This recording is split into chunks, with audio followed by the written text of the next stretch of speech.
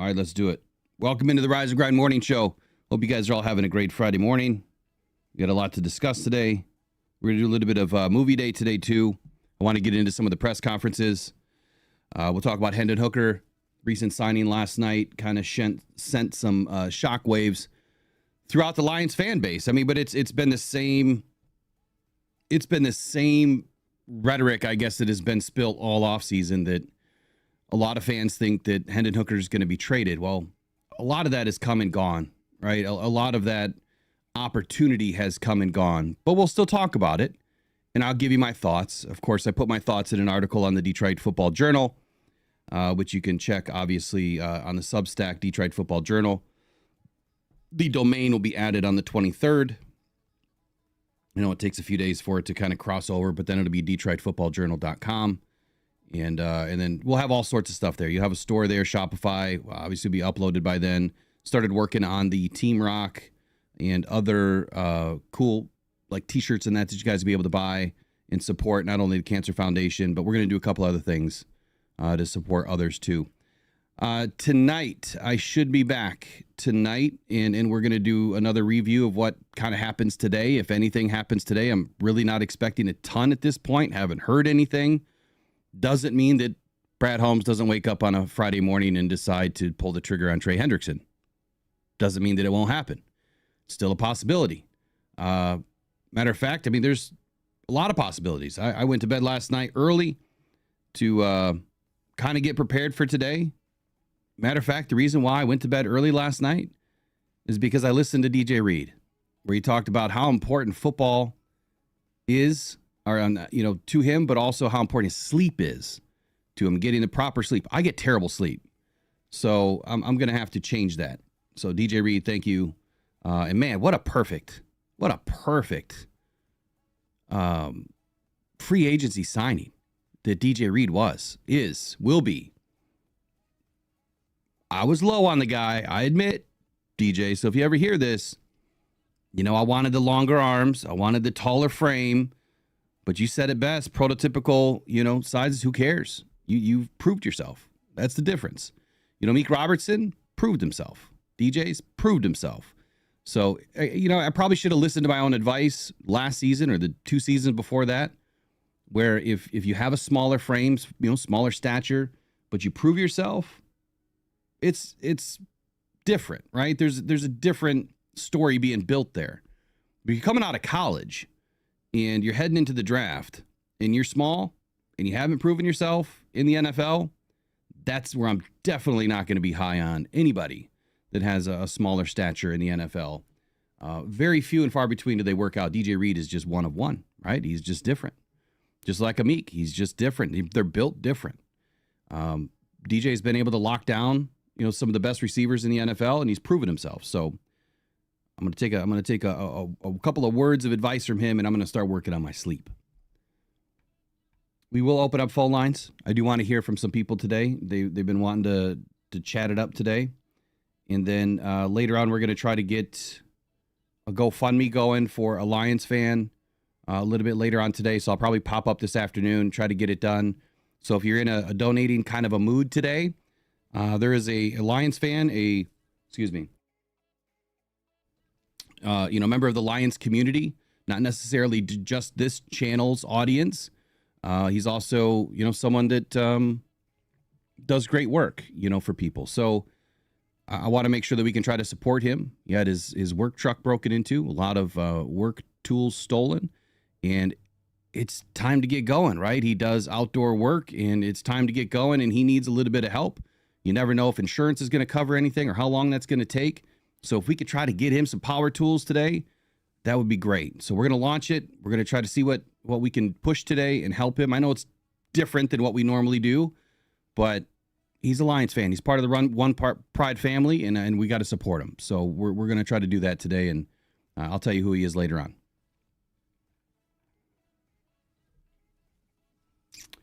Full Slate Farm says, I think Hooker could be a draft day trade. That's where I'm more in line with that. I don't think there's anything going on in free agency. Yeah, Motown, I don't know if I'm wrong yet, but you could just say my my take wasn't right, meaning I wasn't high on DJ Reed becoming a Detroit Lion because I wasn't, because of the prototypical size. And Brad Holmes has a different view. And if I would have actually had taken the time to watch more of his tape, I probably would have had a different opinion, because I definitely do now after watching some of his highlights yesterday. I didn't dig into all the tape, but I did watch the Justin Jefferson lockdown, and he's good. He's feisty. I liked what he said about Terry and Arnold. We're going to talk all about that here in just a little bit, because I'm going to bring it all in, and we're going to listen to it. It's about a 17-minute long press conference. We'll chop it up, chunk it up, break it down. But first, let's talk about. Well, Riley prepared some things. I'm going to try to roll with it here and see if I can put it together the way that he did. But starting with NFL news, we'll get through a few topics, and then we'll roll right into the Detroit Lions news like we do every day. So first and foremost, just kind of taking a look around the league, the NFC North, and the free agency additions to some teams, and what does it mean to them? You know, what is this player going to be like? You know, the Lions obviously going to have to go up against him a couple of times a season, and that individual's name is Will Fries. So Minnesota Vikings guard, Will Fries. What does this signing mean for the Vikings? Obviously, you know, you're going to put J.J. McCarthy in this season, and I feel like if you don't protect the guy, you're going to ruin the guy. I've always had that opinion that if you're going to put a rookie in, you better make damn sure that offensive line is ready to roll. Because the best way for a rookie quarterback to springboard their career in the NFL is to make sure they're not running for their life. So far, Caleb Williams had a rough first season. And I don't think that the Minnesota Vikings want to allow that to happen to J.J. McCarthy. At least right now, all signs are pointing that J.J. McCarthy is the guy. So Minnesota wasted no time in bolstering their offensive line when they agreed to a 5-year deal with guard Will Fries. Fries was a 7th-round draft pick by the Colts in 2021, and he's coming off of a year in which he allowed only 2 sacks, 1 quarterback hit, and 3 hurries in the 5 games that he played and started in. His 2024 season was cut short after he suffered a fractured tibia. Now, during his first 2 seasons, though, in the NFL, Fries went through some growing pains in pass blocking. But in 23 and 24, he did receive grades of 65.4 and 74.9 from PFF, showing that he does have the ability to improve and get better at his craft. Now, the Vikings are betting on the fact that Fries is going to become a fixture on their offensive line, that what they've seen over the last couple of seasons is the trajectory for Will Fries, and that he's going to become a staple for them here in the near future, or at least this season. Now, this is a player who is a tone setter, or he's been referred to as a tone setter. He's 6'6". He's over 300 pounds. He obviously combines and blends his size and strength to, obviously his ability on the field. Highly regarded as an excellent run blocker. He can dominate in the run game. Road grader is an often term that is used for Mr. Fries here. He's only 26 years old. So his youth obviously is still on his side. The Vikings are banking on Fries entering his prime here in the next year or two, and then, hey, they've got him locked up for 5 years. Fries, in an interview with Sports Illustrated after his season-ending injury last season, says, quote, "I know I'm going to be the same player that I was. I have zero doubt about it. There's going to be no problems at all. That's my plan." There will also be a level of continuity for Fries in Minnesota, as the Vikings also signed Ryan Kelly, who is Will Fries' teammate with the Colts, or former teammate with the Colts. Kelly and Fries have both spent the entirety of their careers thus far with the Colts. And before they agreed to join the Vikings drafted, obviously, J.J. McCarthy. So this far, look, both have agreed to join the Vikings. It sounds like deals are done. And now it's time for J.J. McCarthy to move forward and take over the leadership of the Vikings in 2025. So while paying a rookie, scale contract at quarterback was smart, they also allowed Sam Darnold to walk away in free agency, which now puts the pressure on J.J. McCarthy. So I think this was a valuable move by the Minnesota Vikings to strengthen the trenches. I mean, that's just what good teams do. They look to the trenches first, both sides, offense and defense. That is where a lot of football games are won, and this is no different. So Will Fries to Minnesota Vikings, along with Kelly. Obviously going to give J.J. McCarthy a little bit of a springboard here in 2025 to get his career jump started. I think it's a great move.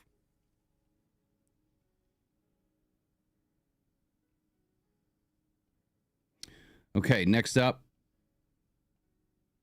we have Chicago Bears. So taking a look at the Chicago Bears center, Drew Dahlman. This was a big-time move by the Chicago Bears. I mean, they were hot and heavy on the offensive line before free agency started, bringing in Jonah Jackson. Not that I'm real high on Jonah Jackson, but bringing in Dahlman, that was a good move. Let's see how he fits with the Bears. Obviously, this information came through Mike Pendleton of Bears Wire. He says, according to the Bears GM, Ryan Poles, his top priority in free agency was to acquire the now former Atlanta Falcons center Drew Dahlman, who's one of the better centers in the league. Now, after acquiring both Joe Thuney and Jonah Jackson in separate trades prior to free agency, the Bears went heavy after Dahlman as soon as free agency kicked off on Monday. It is clear, though, that the vision for Ryan Poles and the Bears and Ben Johnson is that they've got to set Caleb Williams up for success. They have to. After last year, he took 68 sacks. He was running for his life. And even though he's regarded as a mobile, possible dual threat quarterback, I think the vision in Chicago is more or less to utilize Caleb's arm and his arm talent as opposed to him having to run the football. Otherwise, what you're going to see is just a repetitive or consistency of Justin Fields-esque offense, which I don't think that they want. They don't want another Justin Fields running around and getting banged up and getting hurt. It's just not a good recipe for success. With Jaden Daniels this last season, you could see that the emphasis or the priority was his arm. Now, they used an RPO, right? But again, that was to get the ball into the hands of a running back or a receiver, whoever they had, in the backfield. Wasn't so much to allow Jaden Daniels just to run the football. And I think the same thing is going to be utilized here for Caleb Williams, where they're going to want to go pass, versus run. They don't want him to run the ball as often as he was last season, but utilize it in spaces where he has an ability to make a big play happen when needed. So bringing in a guy like Dahlman gives him an opportunity to grow with Caleb Williams. Obviously can help Caleb Williams see the field a little bit better. Dahlman was a 4th-round pick out of Stanford in 2021 by the Atlanta Falcons. He's played the entirety of his career in Atlanta. So what does Dahlman really bring to the Bears? Now, this is a quote by Ryan Poles where he says his ability to reach, cut off, work in the outside zone scheme, get to the second level, as well as be a really good partner inside to the guards in pass pro. His addition is going to make the interior of our offensive line strong. So it sounds like exactly what the Lions do here. A lot of outside zone, getting our guys up to the second level. I mean, a lot of teams utilize that scheme, but I don't think it's a surprise that Ben Johnson, going to the Bears, they're going to utilize the same scheme. The question is, what running back are they going to use? And that's where I still think that the Bears are going to add Ashton Genty if he's still there at 10. Poles continued on highlighting the intelligence, though, of Dahlman and what he possesses as a center, where he said, quote, Drew is going to be the quarterback of our offensive line. He'll be setting the protections in the run game for us, something he has done in the past. And I think that we can even put more on his plate than what he has been exposed to previously. I'm excited about that. He is still learning. He is still growing as a player. He has not hit his ceiling yet either. I mean, I guess I would agree with all that.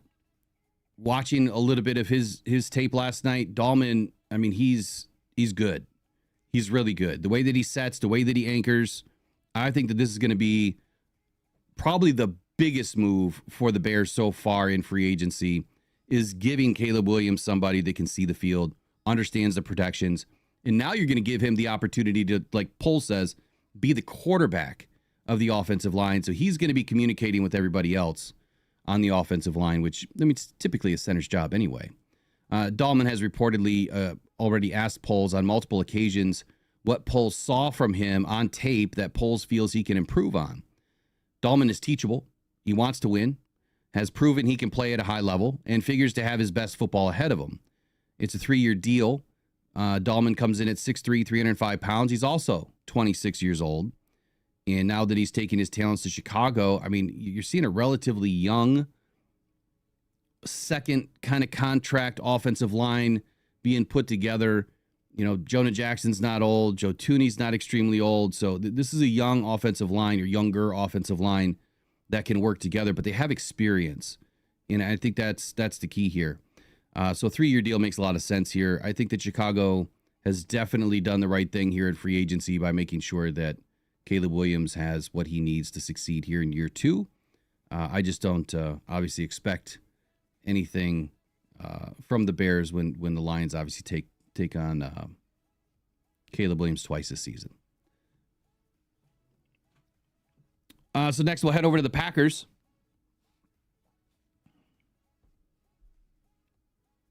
Let's see what we're talking about here real quick. Trying to figure out the back end here so I can get all these little clips done. Okay, so next up for the Packers, and then we'll wrap this up, and we'll move on to hopefully more intriguing information, content this morning. Obviously, Hendon Hooker's up next. So looking at the Packers cornerback situation, it's kind of, I guess, expected that they were going to make a move. They don't, I haven't heard what's going on with Jair Alexander. I haven't really paid attention to it. I don't know if they've released him or if they're still trying to trade him. I honestly don't know. I have not looked. But the Packers brought in Nate Hobbs. Now, this is a player that a lot of Lions fans last year and analysts last year were hoping that the Lions were going to bring in during free agency.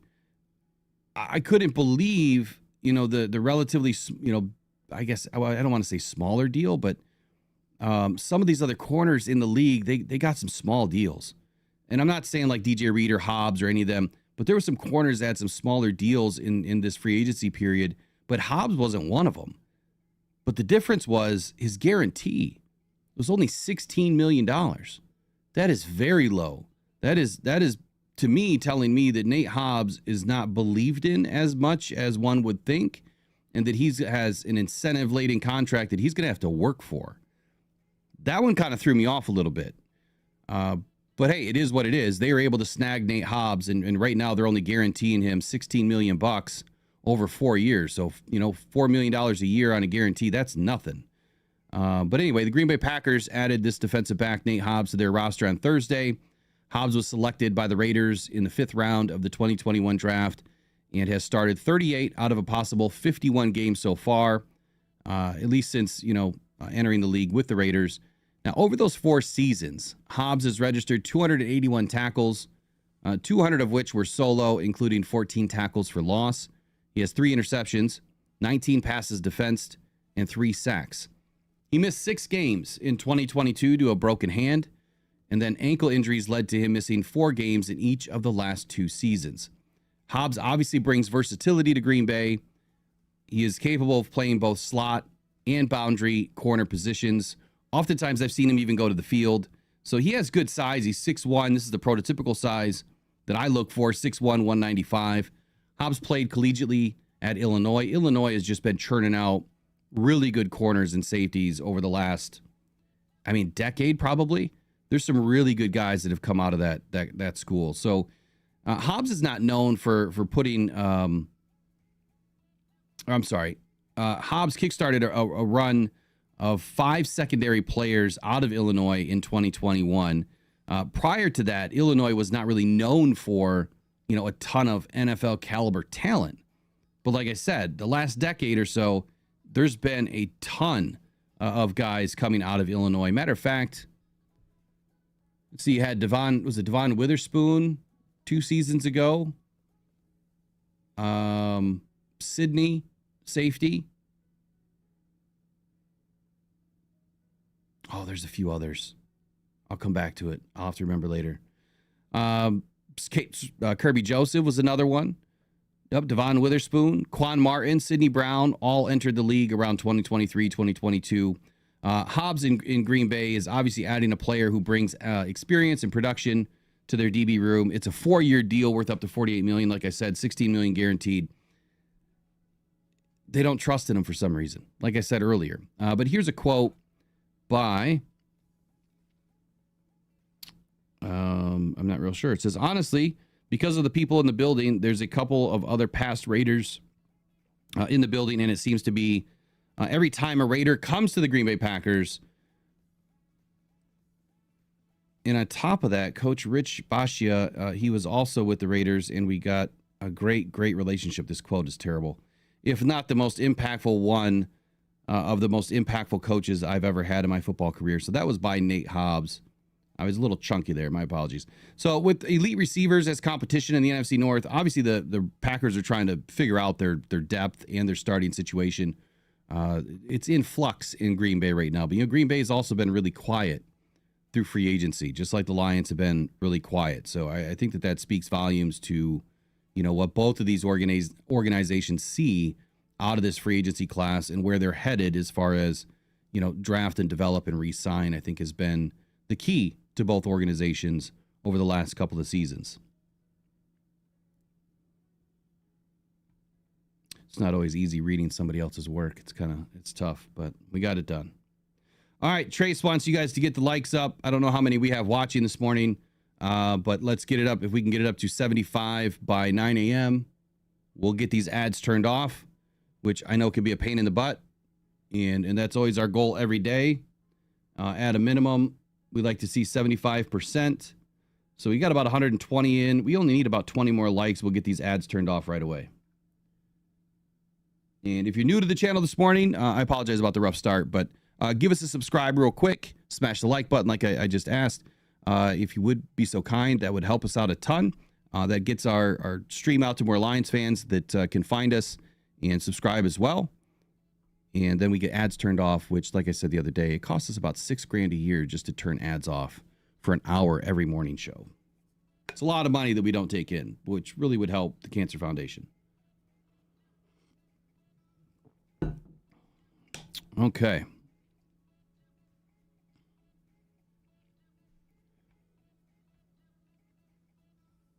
It is 8:42. Here's what I'm going to do. I'm going to make sure that the phone line is open. I know I didn't update the background there, so I don't have the number up. And big shout out to Adam G this morning. He sent in a $25 donation. Appreciate you, buddy, as always. Rocking with Rockhound Detroitlions, as you always do. Appreciate your support.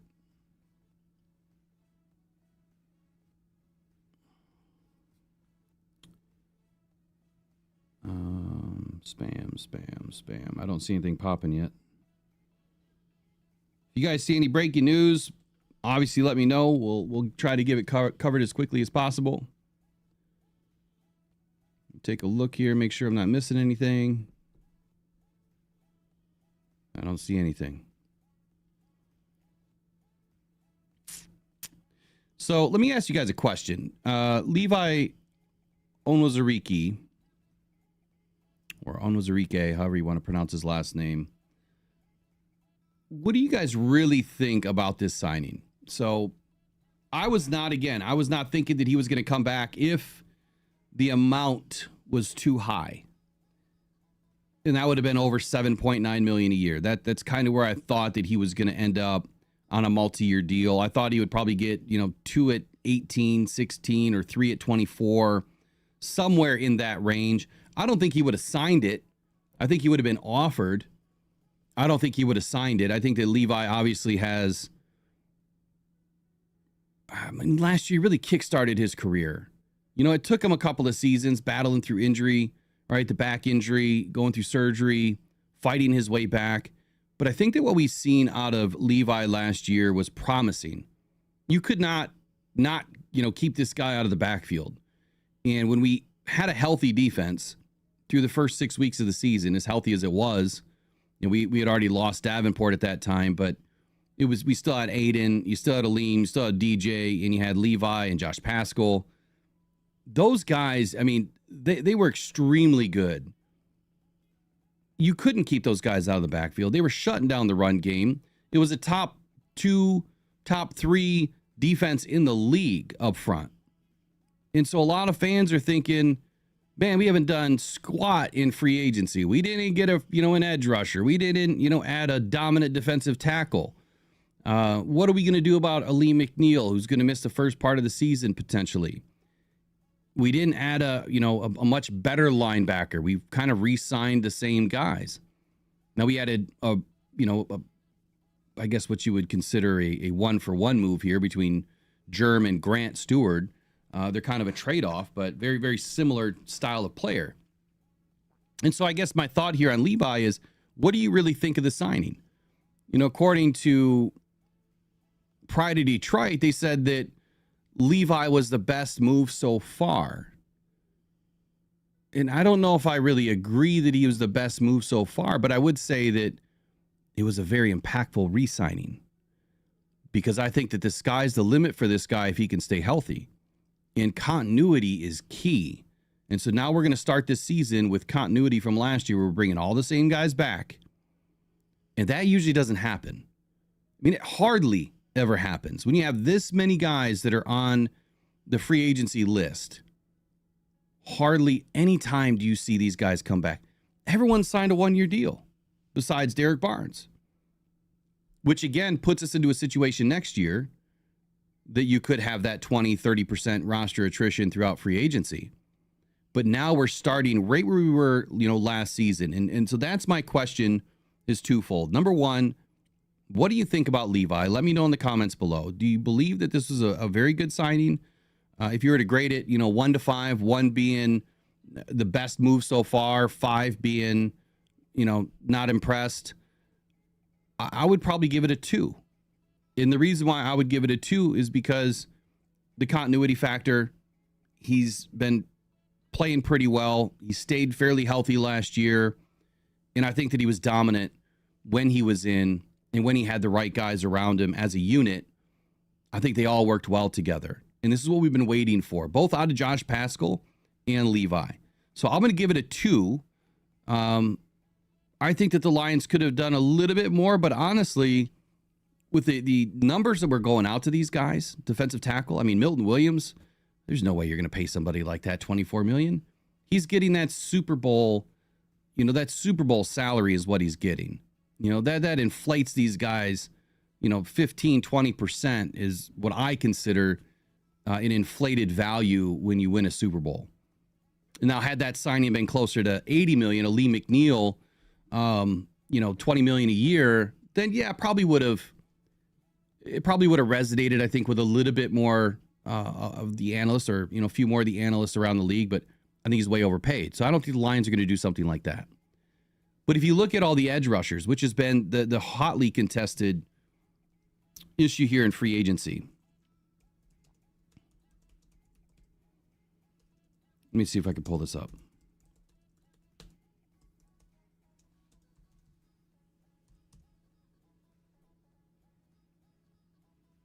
I want to pull up all the dollar amounts here. Okay, so let's talk about the edge rushers for just a moment, and then I want to take some calls here right at 9 o'clock. So Josh Sweat. Josh Sweat landed a $76.4 million deal. And I believe that's a 4-year deal, right? Yeah, that's a 4-year deal. So he's averaging just south of 20 million, right around 18 million a year. 19 million a year is what he's getting paid. I don't see where the Lions could have afforded that. I just don't. I don't see where that's possible at all. Yeah, you could have not signed DJ Reed. Then you would have had to have brought in a rookie for sure, in early, like a first-round rookie. And I could only see where fans are starting to melt, right? If you bring in a guy like Josh Sweat and then you draft a rookie corner in the first round in what is considered one of the best and deepest defensive line drafts in more than a decade, we can't have it both ways, right? We can't say that we should bring in a guy, overpay them. Josh really hasn't done a whole lot in his career. He really hasn't. He had some success because he had a really good offensive line, or really good defensive line around him. So I think you have to take all of those things into consideration. So I don't know if that would have been the right move. So Sweat, He had 2.5 sacks against the Chiefs. He was one of the best players on the field in the Super Bowl. But again, I say that these players are a product of their surroundings. Matter of fact, I always make this analogy, but Aiden Hutchinson didn't do anything through the first three years of his career at U of M. Now, I think he had a broken leg in his second or third season, if I'm not mistaken. It might have been his second season. So obviously that, he couldn't have done anything then. But in his last year at U of M, on a defense that was surrounded by nothing but 4- and 5-star athletes, I mean, that was the most loaded defense I've seen in a long time. He has 19 sacks. Well, how do you go from having, 4 sacks a year to 19 sacks in a year? One, it's the competition that they went up against that season. Their schedule was garbage. And then it's having this amazing cast around you where an offense has to commit resources to multiple defenders. And that is how you're able to have success. So you just put that same situation in Philadelphia. You've got a loaded defensive front that they drafted, by the way, and their linebacker group and their corner room, DB room, all 3 steps really good. And you have to commit resources to every area. On the offensive line, you're spread too thin. And then they don't blitz.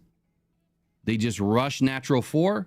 They take their opportunities when they get them, and it happens. So drafting early and often on the defensive line is what led to the Philadelphia Eagles having such a success in 2024.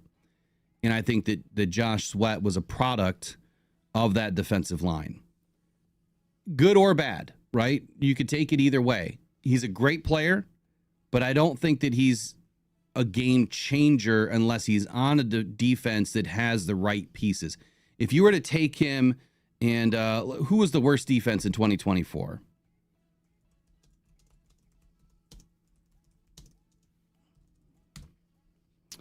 Carolina Panthers. Well, they got some players, though, over there. They have a few pieces. But statistically wise, the Carolina Panthers were one of the worst defenses in 2024. But they do have some players over there, right? Let's just say the Jags or the Saints or the Colts. If you were to take Josh Sweat and put him on one of those defenses of last year, are they now a bottom, 2-3 in the league? Instead of a bottom 2 or 3 in the league, are they now a top 5? The answer is no. The answer is absolutely no. If you take a Josh Sweat and you put him on this defense, could it elevate the Lions defense? It could, because we have the right players. And so if you think that a player like Josh Sweat should have been added to this team, then I think you have to take into consideration the team, which means the guys that the Lions just re-signed, which means the guys that the Lions had on the team last year. So I don't want to call you all hypocrites, but what I'm going to say is if you think that we are one player away, then you cannot discount or discredit what Brad Holmes has done in free agency in saying that Levi was a bad pick. Bringing back guys like Derek Barnes was a bad idea.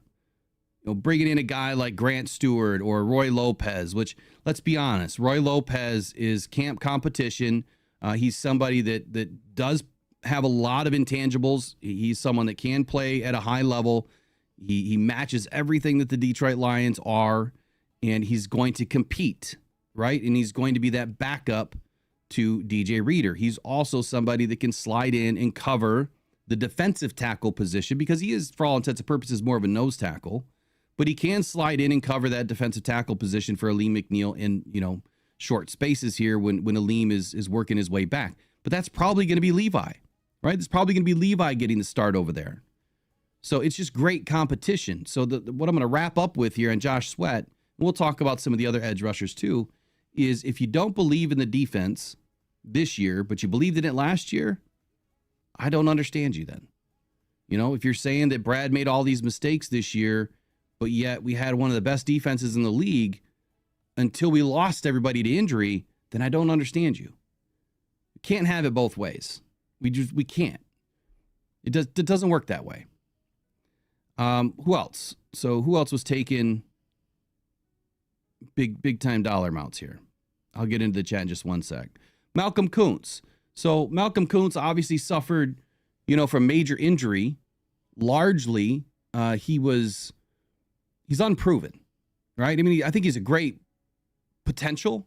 I think that he could have a pretty high ceiling.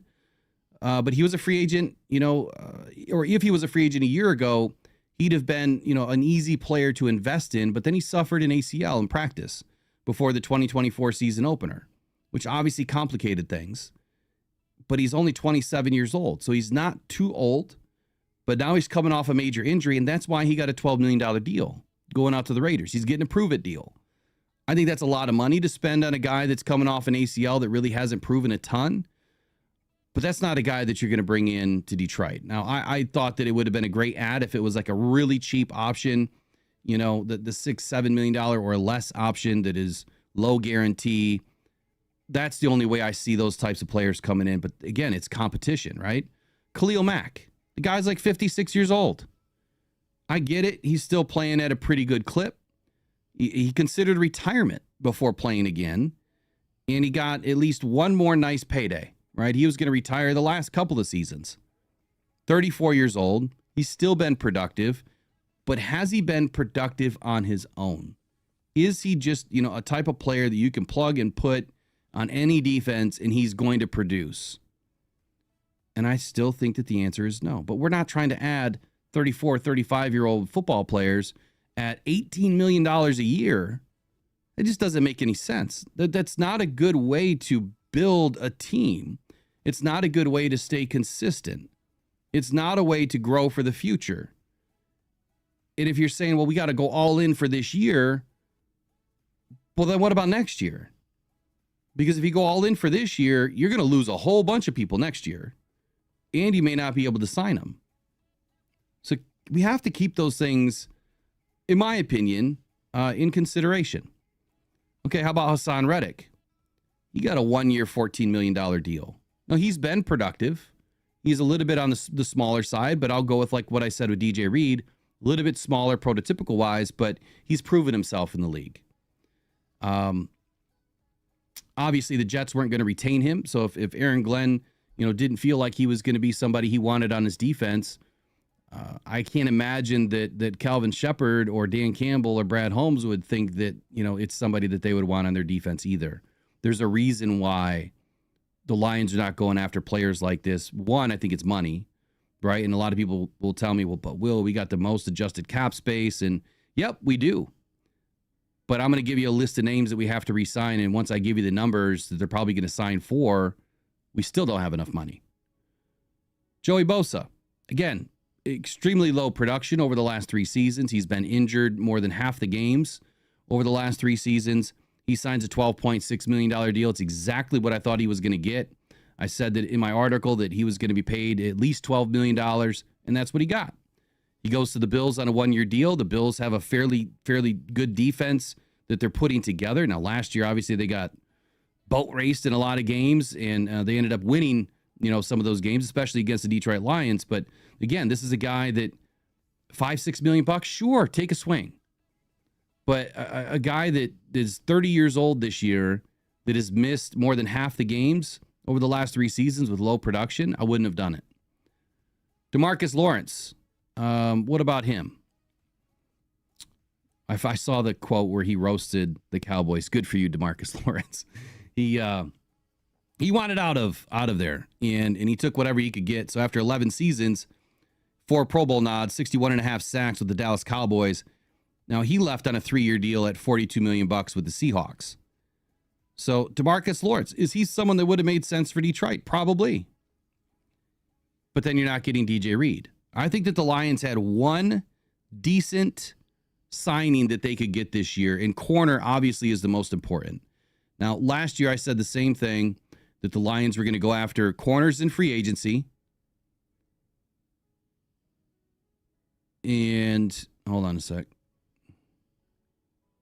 That the Lions were going to go after corners in free agency and in the draft. That the building the DB room was more important than anything, because if your DBs can give your defensive line a little bit of time, you can have less than stellar, defensive linemen that can still work and get to the quarterback, cause pressure, have the quarterback make mistakes.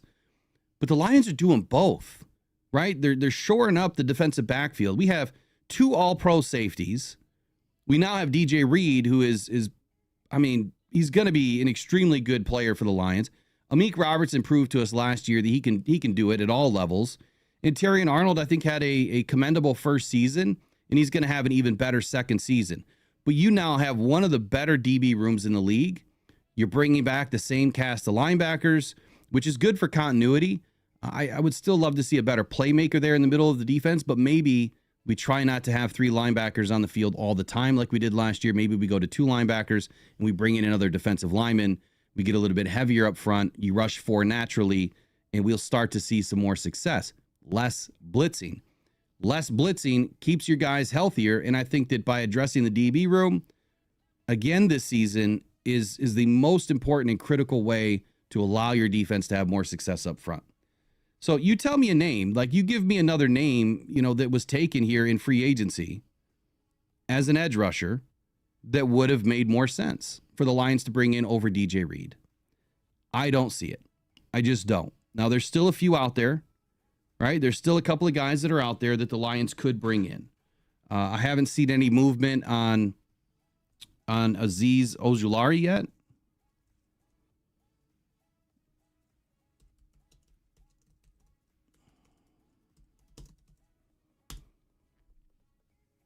Let me take a look here.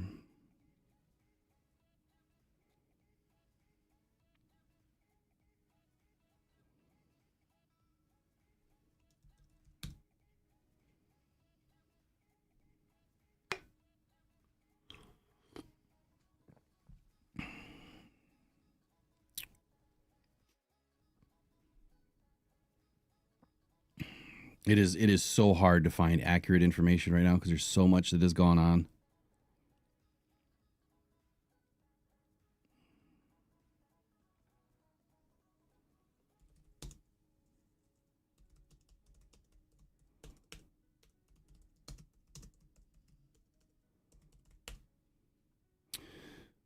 Okay, so if we look at the best remaining, and this was as of the 11th, this can't be accurate.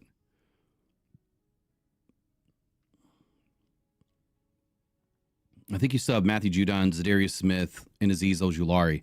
I think those are the top names. Zadarius could be back. I think Azeez Ojulari makes a lot of sense. From someone that can play off-ball linebacker, he can be an outside linebacker. He can play up on the line.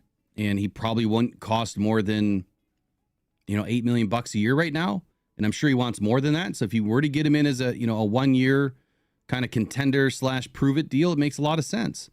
You do want to stack behind Davenport. You do want to stack behind Josh Paschal. But I think that Josh Paschal is going to find himself in a much bigger role this season.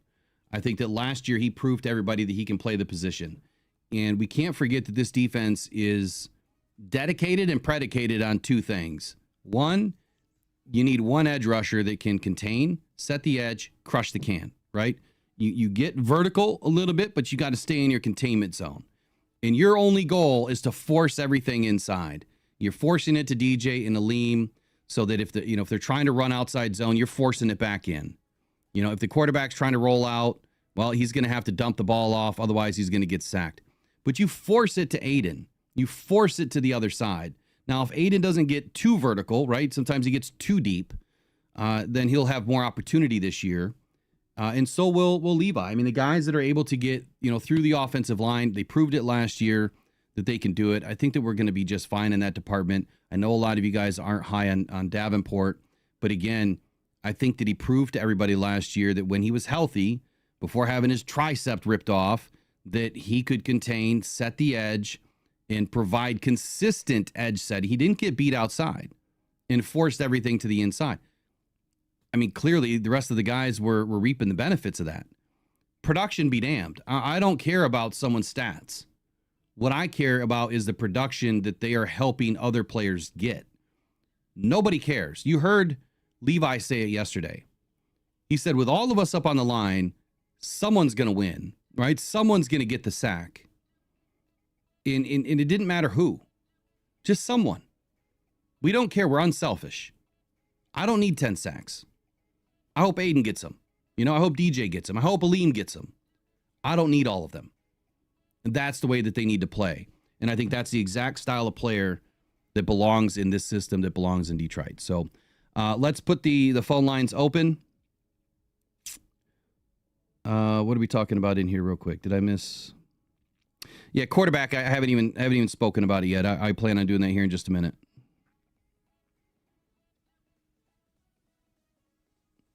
Judon, Dan Howard, yeah, he makes some sense too, at least, from a lower cap perspective, if you can get them, at a lower cap perspective. I wouldn't be wasting a ton of money on some of these guys. I do like the Nick Emanawari, Brent Light, and I think that he's someone that is definitely going to be on the look for Detroit.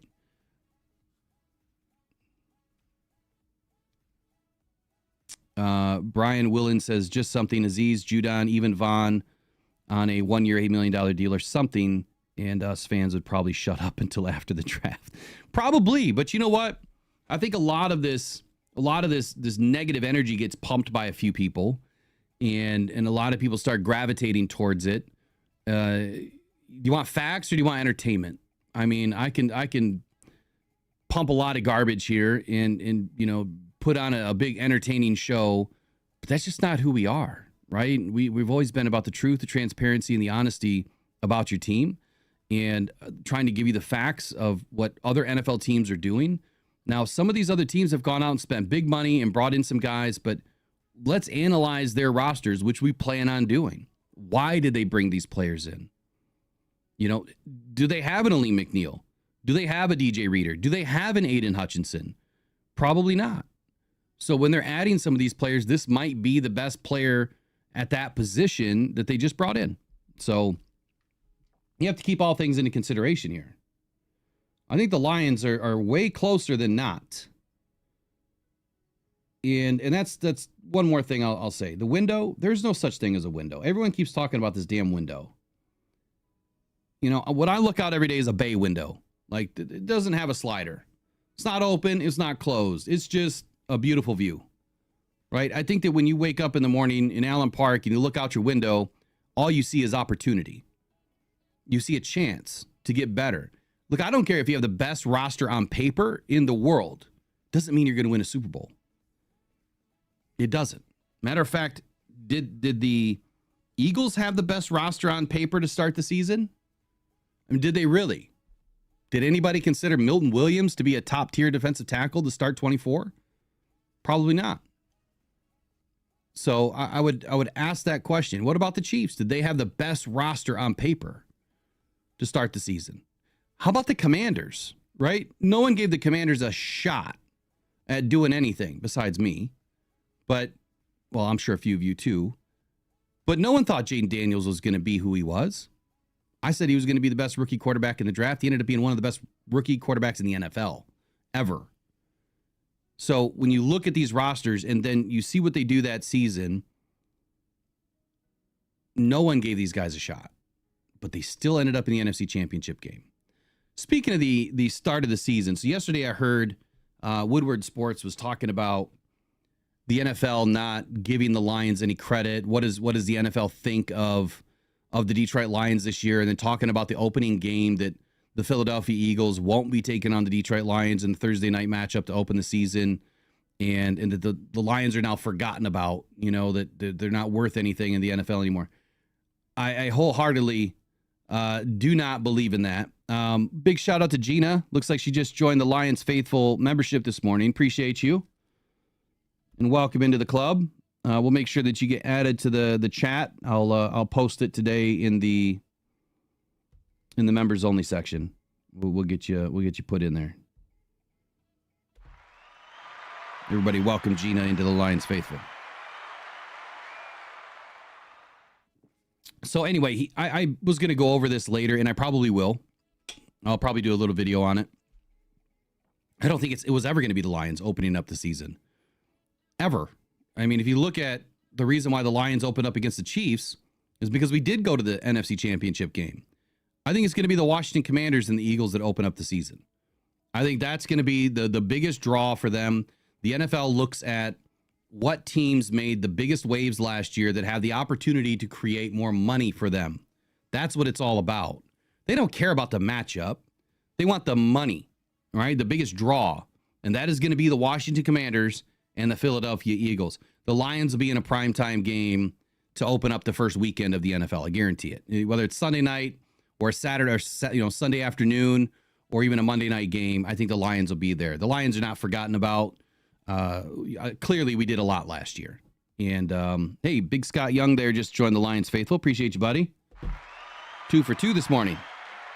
And Scott will make sure that you get added to the members-only chat. Again, you just got to check the post on the YouTube community. It'll be members-only posts.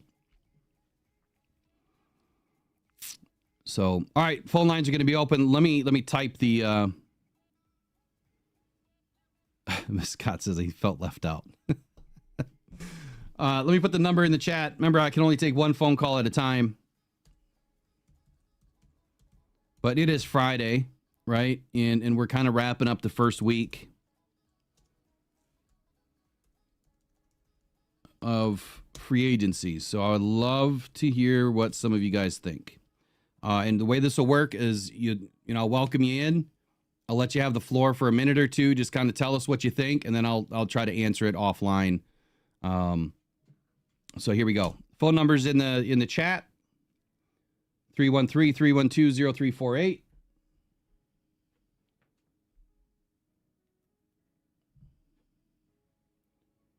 So if you want to call in, you can. We'll try to keep it short. We'll get a couple of people in. And then I want to move in to talk about the Lions pickup from last night in Hendon Hooker and the trade options.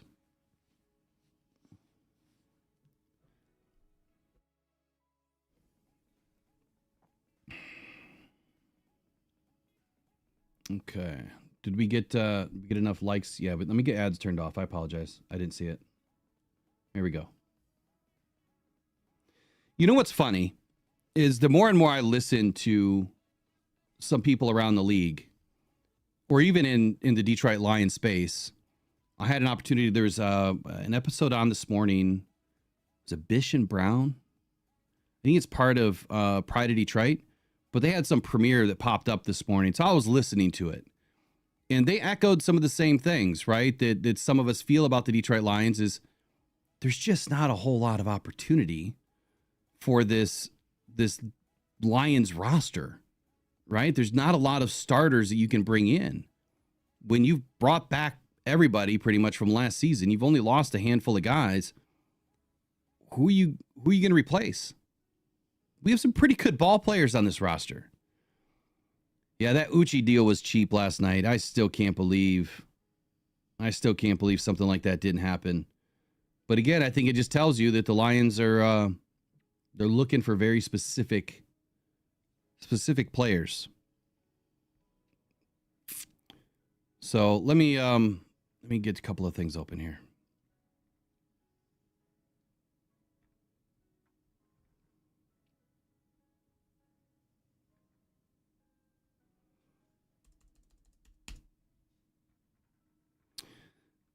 Let me kind of give you a little bit of a rundown of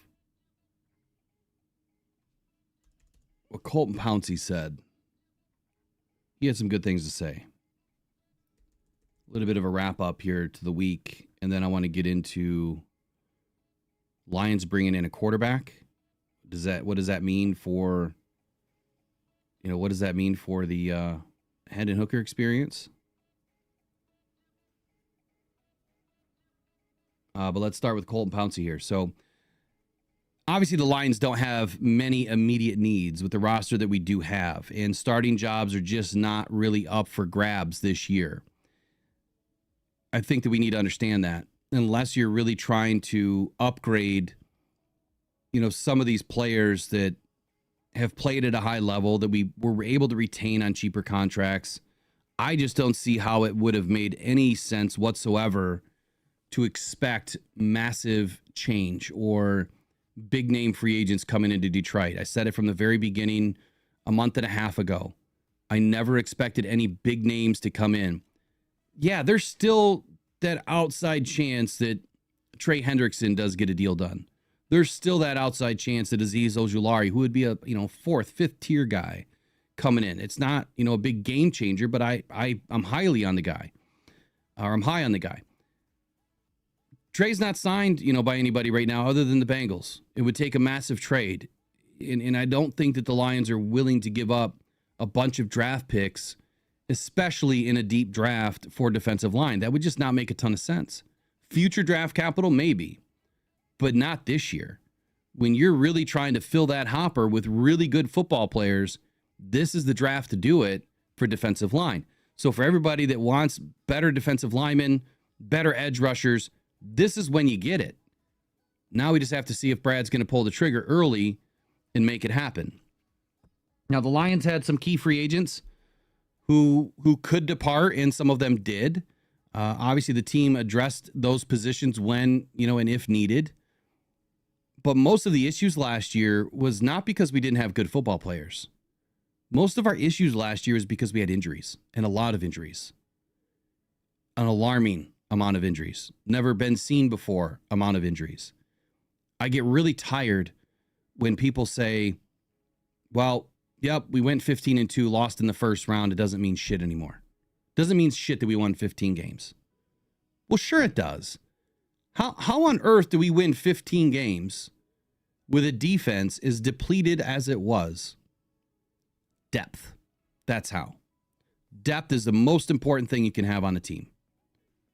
After your starters, if you don't have depth that can come in and you don't allow any drop off in play, you won't win a lot of games.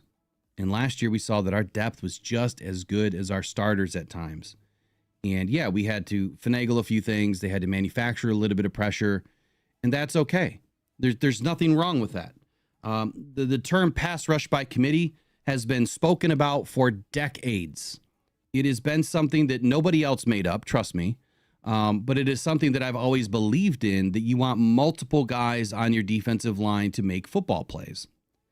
It's something I call the hive defense, which embodies a pass rush by committee approach. It's not just Aiden. It's not just the other defensive end. It is the entire defensive line. That is what pass rush by committee means. It doesn't mean anything other than that. It is multiple football players, throughout a scheme that help a defense win. It helps everybody along the line to be able to get to the quarterback, right? To create pressure, to force the quarterback into making a bad decision. It also requires the linebackers to do their job. It also requires the DBs to hold on their assignment. So that's the true essence of a hive defense, that everybody works together. And that's what a committee is, right? Everyone's working together. So Colton Pouncey had a few things to say, but most importantly, it was Brad Holmes that said, that the injuries from last season, what it meant, what could it mean for free agency? And this was his quote. He said, quote, "It just made it more evident depth is a huge critical piece. That's throughout the entire year. It might not be the first wave of free agency. It might not be the draft. It might be a Pat O'Connor during the summer that you add. You just never know. That might be the critical piece that you need from a depth standpoint." Pat O'Connor wasn't this big name that anybody knew about. He wasn't this amazing football player that you read about daily. Nope, he flew under the radar. And the minute that he was called upon and he was put into a situation where he had to start and go up against some really good, really talented football players on the offensive side of the football, he showed up. And he showed up in a big way. I would love to see him come back. I don't think that we've re-signed him just yet, but it's those types of football players that Brad is trying to find. And building that depth, that is like your Roy Lopez piece, right? He's the guy that flies under the radar, but he's well known for his work ethic. He's well known to be the exact embodiment of what it means to be a Detroit Lion. He spoke to that yesterday. I was ready to throw on a cowboy hat and join Roy Lopez, because the way that he spoke, everything that he was talking about, I'm all in. Like, I can't wait to see, what he does this summer. He's definitely someone that I want to be able to take a second with and have a conversation with, because I think that what he's done in his career, it's commendable. I also think what he's doing for kids is absolutely amazing. But it's all of those little things that he believes in and the work ethic that he puts forward every single day, the no bad days, right? Be the best every day.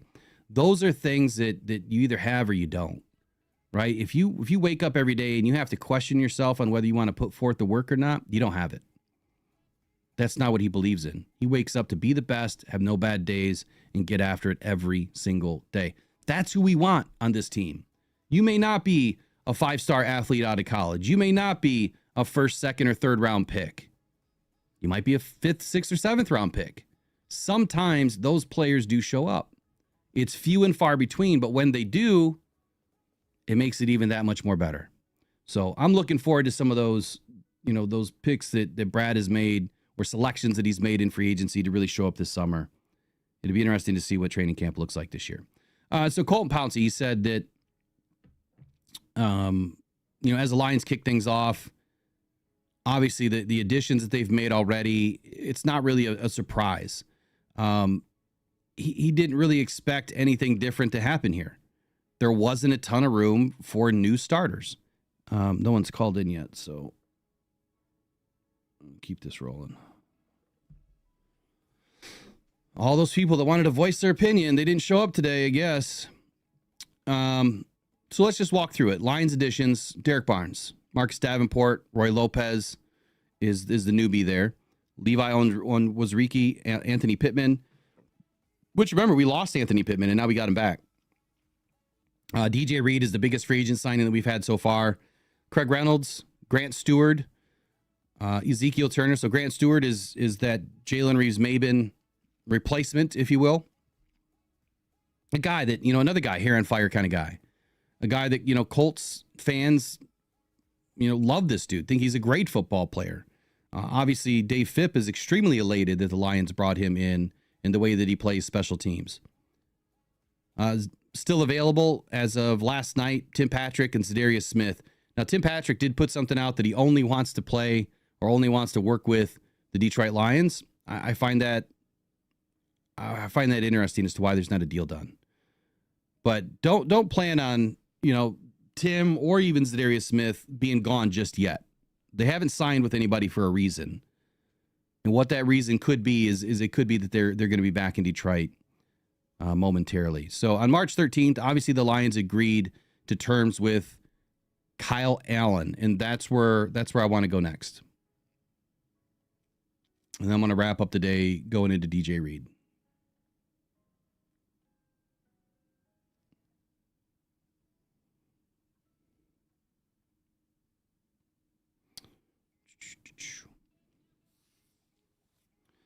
First, let me get into some chat here real quick. Came in late. Does anyone know why we picked up a 29-year-old quarterback? We're going to talk about it right now, Peter. Kevin Barr says off the grid or incognito. You must be talking about Kirby. Brent likes Anthony Pittman as a career special teams ace. Who's Bruce? Kevin, who's Bruce?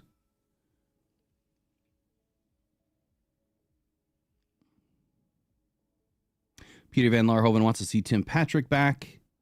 The guy is just a perfect fit. I believe the same thing there, buddy. Chuck Lund says, exactly, Will. Let's chill. Let's not forget what Brad has given us the past 4 seasons. It's a great point. It's another point that I made the other day. It's like, man, we went from 3-13-1, right, to 9-8, barely missing the playoffs in our second season.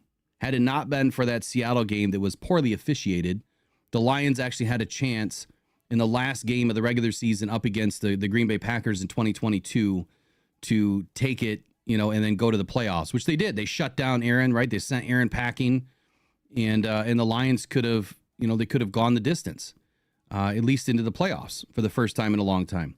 Didn't happen. So then in 2023, we obviously had an amazing season. So we go 3-13-1 to 9-8 to 12-5 to the NFC Championship game.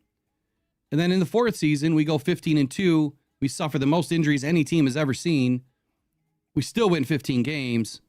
And then our coordinators completely checked out and ruined the game for us.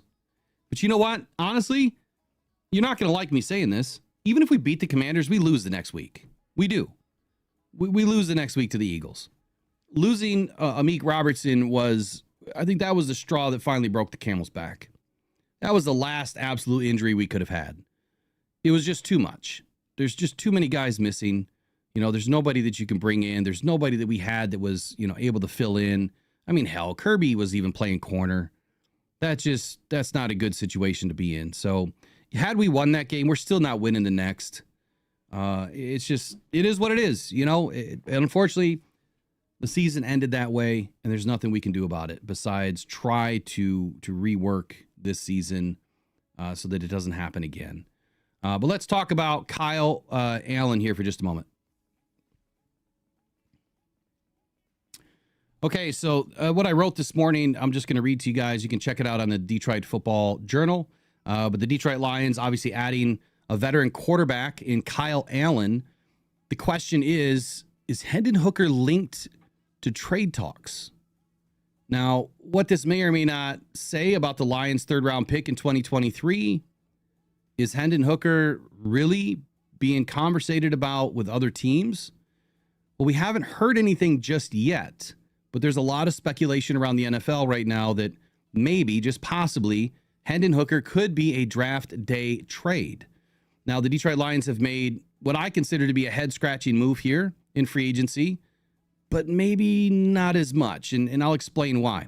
So, obviously, yesterday, March 13th, the Lions signed Kyle Allen, quarterback, veteran quarterback at that, to what I consider a depth and experience position with the Detroit Lions. This decision not only impacts the dynamics of the quarterback room, but it also raises some questions about the development of existing players on the roster, namely Hendon Hooker. So a couple of notable data points here about Kyle Allen's career: 442 completions on 705 attempts, 4,753 yards, 26 touchdowns, 21 interceptions. The touchdown to interception ratio, not great. His completion percentage, average. Passer rating, 82.3 across his career, below average. His experience comparison, Allen has 19 starts compared to Jake Fromm's 2 starts, and Hendon Hooker has a goose egg. So this was something I found interesting. So last season in training camp, Allen beat out Justin Fields in training camp. Now, there was an article that I came across. I can't remember who exactly it was, but I took this excerpt from it, and it says, on the positive side, Allen was generally accurate and had the calm approach of a veteran. He got the ball out on time. He did well to beat the blitz and got the offense aligned without many miscues or a comedy of errors. Through 4 practices, he completed more than 2/3 of his passes. He threw 4 touchdowns to 0 interceptions, and bested Justin Fields in yards per attempt and yards per carry. Like Fields, Allen benefited from extra reps due to Wilson's injury, averaging 12 per day throughout the first 10 practices. He's even a little athletic, able to roll out and keep the play going. Allen even juked linebacker Whey Washington in a one-on-one drill, though I'm sure that Washington was careful not to get too physical. So the link to the article was Steelers Depot by Alex Kozora. Now, here's what I think about the signing of Kyle Allen. With the Lions agreeing to terms with Kyle Allen, obviously as a veteran quarterback who previously played with multiple franchises, including the Panthers, the Commanders, and most recently the Steelers. We don't know what the specific terms are. At least I didn't see them just yet. But I feel like, this is an opportunity for the Lions to do a few things here. Obviously, Jared's the starting quarterback. I think that the Lions have previously relied on, their 3rd-round pick in Hendon Hooker and Jake Fromm as backups last season. And, Teddy Bridgewater obviously wasn't around. He was coaching football. But Allen's addition introduces not only a veteran presence that could enhance the competition in the room for the backup position, but I think that it also provides that mentorship for the younger quarterbacks. Look, Jared Goff has a lot on his plate, right? He's going to continue to do what he does each and every day. He will continue to mentor, as much as he can, with Hendon Hooker and Jake Fromm. But let's just be real for a moment.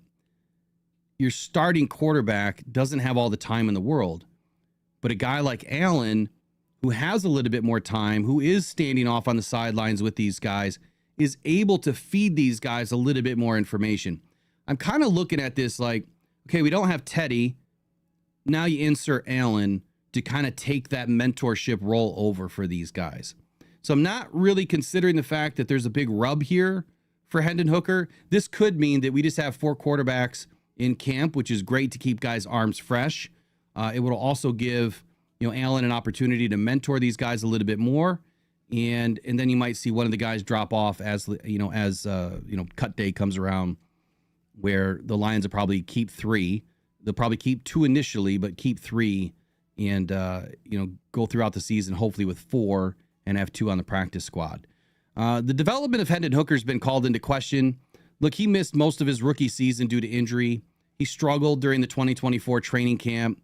The presence of Allen could either aid Hooker's development or challenge his position on the depth chart. The Lions have historically valued, experienced quarterbacks on the roster, namely Teddy Bridgewater, which could influence the progression of Hendon Hooker here in 2025. Will the Lions' backup quarterback be traded? I'm not so sure here. Many fans have already been spreading the rumors that Hendon Hooker will be traded. This has been flying now for a couple of months. This has been a common rumor since the offseason really began, with the recent quarterback trades involving Kyle Pickett, who was traded for a 5th-round pick, and Geno Smith, who was traded for a 3rd-round pick. One cannot seriously consider that Hendon Hooker's value would be better than the 2 quarterbacks I just mentioned. I believe the value aligns with a future 7th-round pick at this point. I think that Hendon Hooker doesn't have, we know he doesn't have the experience to speak of as far as in-game management situations. Yeah, he has some preseason action, very limited at that. Maybe a quarterback-needy team is willing to overpay and compensate a 4th or a 5th-round pick, but I think that would be highly overvalued. Just being realistic, just trying to stick to the truth here. I'm not saying that Hooker doesn't have potential. I'm not saying that he can't be a good quarterback. I'm simply stating that he doesn't have the experience right now to match a higher value than, in my opinion, a future 7th-round pick. Is this a strategic move? Possibly. The Lions' decision to bring in a seasoned quarterback aligns with their strategy every single season of fostering a competitive and nurturing environment. Allen's experience may provide insights and guidance to both Jared Goff and the younger quarterbacks, enhancing the overall performance of the team. Now, the Lions have previously benefited from having experienced players like David Blau or Teddy Bridgewater in the room helping these guys out. Here's my final take on the situation. I think that the Lions have a history of valuing experienced players in the quarterback room. Without a doubt, we've seen it year after year.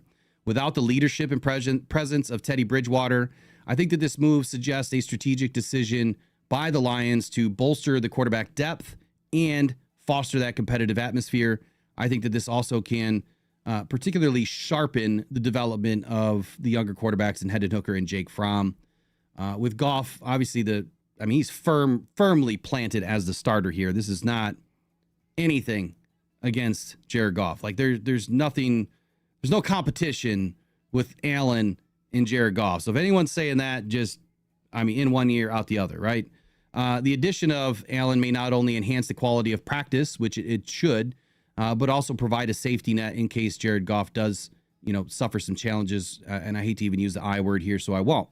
Lastly, I think that Allen brings offensive scheme versatility with him to the Lions. I think it's another reason you bring guys like this in.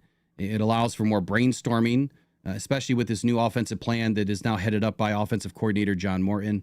I think that Allen will provide valuable feedback and vision on the field for Morton, especially during practice. He's able to see things differently than what Morton is able to see, just like Hooker or Fromm or Jared.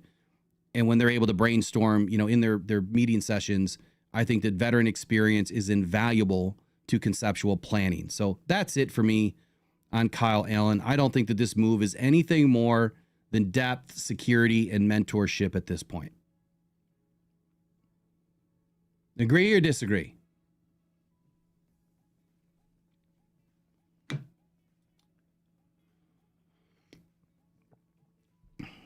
All right. Let's see here. Peter Van Larhoven, if we are interested in getting Hooker's trade value up, we need to play the guy. Yeah. He's not going to play in, he's just not going to play in the regular season. We don't want him to play in the regular season. That would be bad. But preseason, he definitely needs to get some action. And I think that they need to give him, more of the offense. You know, they have to put him in situations to not be so vanilla all the time. Like, spice it up this year. Give Hendon Hooker a real opportunity to go out there and do something. You know, give him an entire game. Let's see how he manages an entire game from start to finish. You know, when you put these guys in for a quarter or two, you don't get everything out of them. You know, sometimes quarterbacks, they start a certain way and they end a certain way. I want to see what Hendon Hooker has learned so far, and I want to see how that transitions throughout the game. You know, if you get into a tight spot, let's say it's the third quarter, and now the team, that you're taking on is taking the lead. Well, how does he respond? You know, how does he get the guys going? Are you able to finish in the fourth quarter? That's what I want to see out of Hendon Hooker. Yeah, definitely want to see him with some number ones too there, John Barfield. I think that would be a good idea too.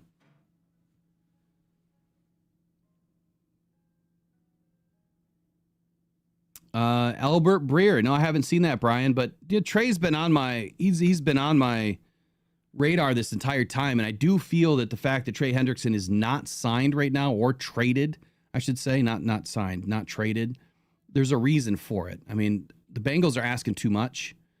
And I'm sure that there's some long dialogue that has been going on with multiple teams.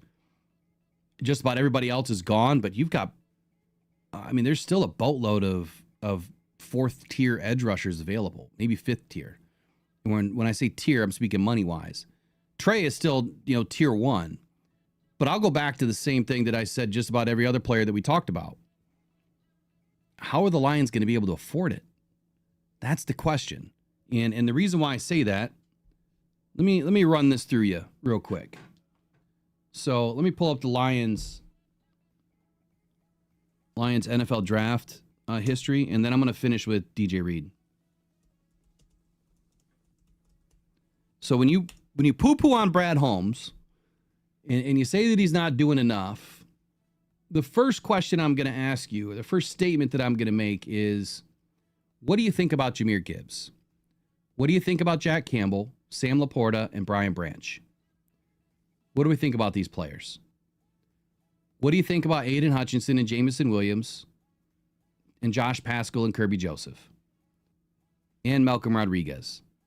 So those are the names that you're going to have to worry about next year. Some of them could even be this year. So if you value all of those players and you want to see all of those players remain on this team as core pieces with the extensions that the Lions have already done last year, let's take a look at the numbers.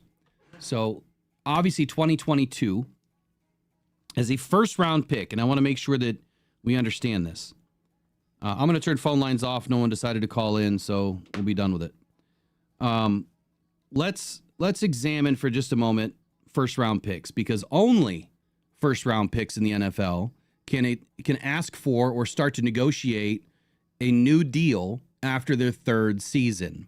So that means after this past season, Aiden Hutchinson and Jamison Williams are available to be renegotiated into a new deal, whether that is promoted and prompted by the team or the player.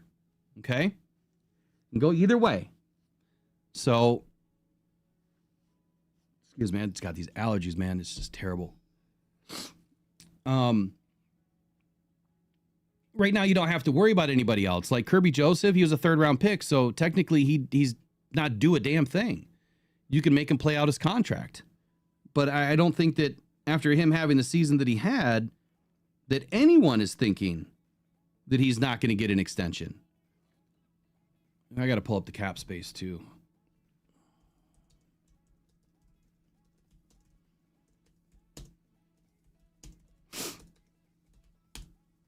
And by the way, I just want you guys to understand and know this too. Like I mentioned to somebody in one of the group chats yesterday, I appreciate your fandom. Like I appreciate your passion. I understand the heartache, right? I've been a season ticket holder for 27 years. I've been a fan since I was 4 years old. I've been going to games since I was 4 years old. I get it. I wholeheartedly understand that we want a Super Bowl yesterday, 10 years ago, 20 years ago. Like, we want one. We're close. But if we blow it all up for 1 year, we're going to be back to where we were. I don't want to see that happen personally. I'd rather let Brad do what he's doing. He'll get it. And you know what? At some point, he may just cave and go all in, and that could be next year. So right now, the Lions have about $56 million in cap space. Now, the effective cap number I don't have in front of me, but I'm going to go ahead and say after you sign rookies, you have about $45 million in cap space, okay, this year. Next year, get this, the Lions only have $23 million in cap space in 2026, and we only have 31 players active on the roster. We have $0 next year, really. $23 million, you can take 10 off if we finish, at the top of the, the board again this year in the playoffs. You could take 10 off just for the rookie class. We have no idea how much dead money we're going to have. Pretty much have zero next year right now. Zero. 2027, we have $110 million because we only have 17 players signed on the active roster. So between this year and next year, we have a total of about $80 million in cap between 2 years. Now, let's just say next year goes up $30 million. Okay, well, that'll put us into the $50 million range and about $40 million after you sign your rookie class. All right, we need to sign Kirby, right? You want to keep Kirby? I don't think it makes any sense to have two guys that are about to get max contracts in the safety room. But okay, if it happens, it happens. So let's say Kirby at $18 million per season. Now, that probably wouldn't kick in this year. It'd still be $4 million this year. It'd be $18 million for next year potential, right? Depending on how they work the contract. All right. Jameson Williams. If you pick up his 5th-year option, that means his contract this year is fully guaranteed at about $5.5 million. And next year, he would end up getting paid about $16 million, fully guaranteed. Well, 16 off of $22 million, we have $6 million left just by extending JMO into a 5th-year option. Excuse me, by picking up his 5th-year option, we now have $6 million left next year. Okay. Aiden Hutchinson, if you pick up his 5th-year option, well, he's obviously already fully guaranteed, but it's $11 million this year, and then it's going to be $20 million next year, or $22 million, whatever the number was. Now we're upside down. Now we're upside down in 2026's cap. We don't have any money left. If you extend these guys, yes, then they will play out their contracts between this year and next year, unless you do a total restructure, and it'll hit in 2027. Well, in 2027, yes, we do have some money in 27. So if you extend Aiden, it helps. If you extend JMO, it helps. But that's just those two players. Next year, you're going to have Jahmyr Gibbs and Jack Campbell that are the 2 first-round picks that you can look at extensions for. Jahmyr's getting paid. And I guarantee you he gets paid no less than $18 million. I'm not sure that he breaks the bank over Saquon. He could. Depends on what he does this year. But even at $18 million, again, you're looking at 2027's numbers. Now you're going to have $18 million. You're going to extend Hutch. That could be $40 million. And if you extend JMO, that could be $15 million. So that's 55. Let's just call it 75, right? You did Kirby. We'll just go round number 20. That's $95 million. And we only have $109 million. So those are the only 3 players that we can get done. These are just round numbers without doing all of the contract inner workings of, this much for a signing bonus, kick the can here with void years. It's just over the top numbers. But then you still have guys like Sam Laporta, Brian Branch that you're also going to need to re-sign. Now, you could make them wait until 2026, right? Or 2027. You could make them wait. Now, they're signed through, let me just double check that. No, they're not signed in 2027. They're only signed through 2026. So you'd have to get them done next year. You'd have to. So Brian Branch, he's going to command $15 million or more. Sam Laporta is going to command, 8, 9, 10, 11, 12 million or more, assuming that his trajectory continues. Just those guys alone, and I know I've said this before, so I'm repeating myself, just those guys alone eats up all of our cap through 2027. So what do you do? It doesn't matter even if the cap increases $30 million a year. We don't have enough. There's not enough money. The reason why you paid Amon-Ra St. Brown $30 million a year. You paid Penei Sewell $24 million a year. You paid Aleem McNeil $20 million a year. You paid Jared Goff $55 million a year. There's not enough money. When you look around the league, there's not one team that has, 12 guys with max contracts. It doesn't exist. It can't happen. You have to live through the draft. If you want these players on the team, you have to live through the draft. Free agency, you will supplement. I'm surprised that we went out and spent $48 million on DJ Reed. Super surprised. I think he's going to be a great ball player for the Lions. I absolutely do. And we're going to find out why in just a moment. But man, guys, ladies, gentlemen, we're up against it. And if you think that this window exists, then after next year, that window slams shut. It's over. If you think the window exists. So how do you keep this window open, this fake window? Well, you have to draft well. And by drafting well, the Lions are going to do what I've coined, which is roster roulette, right? You're constantly filling the hopper through the draft. You're going to get some really good football players that have cheap contracts that you have for 4 or 5 seasons, and you pay your top tier guys that you want as core pieces. That's the only way it works. So in free agency, yes, if there's an undeniable good deal, you're probably going to bring it in. But then that probably changes a little bit about who you're going to keep. So Brad is doing the right things financially, fiscally. I think that when you look at this from top to bottom, he's doing the right things. It may not be the most sexiest picks in the world. We're not bringing in, Myles Garrett, which that wasn't going to happen anyway. Josh Sweat, huge waste of money. Watch him fall flat on his face this year. More importantly, I'll go back to last year. A lot of people, or a few people, that kept clamoring and pounding their chests about Chase Young and Danielle Hunter and all these other edge rushers. Texans didn't win a Super Bowl, did they? Chase Young didn't win a Super Bowl. None of those other edge rushers that you guys wanted won a Super Bowl. Why is that? Because those teams were never one player away. No team is ever one player away. Let's stick to the facts. The people that know football, the people that understand, at an executive level, how to manage money, how to manage a roster, it's no different than managing, as an executive, a group of employees, right? That you have the sales force and you have, the overhead and the management offices. It's no different. As an executive, you have to figure out, how many sales guys do I need, 53 roster, to produce the money that I need to make to take care of my overhead and pay all my lights and my rent or my building cost and put fuel in my trucks and all my company cars and all the, the travel expenses. It's no different than managing that as to managing a football team. It's the same thing. It's just a different type of employee and a whole lot more money. That's it.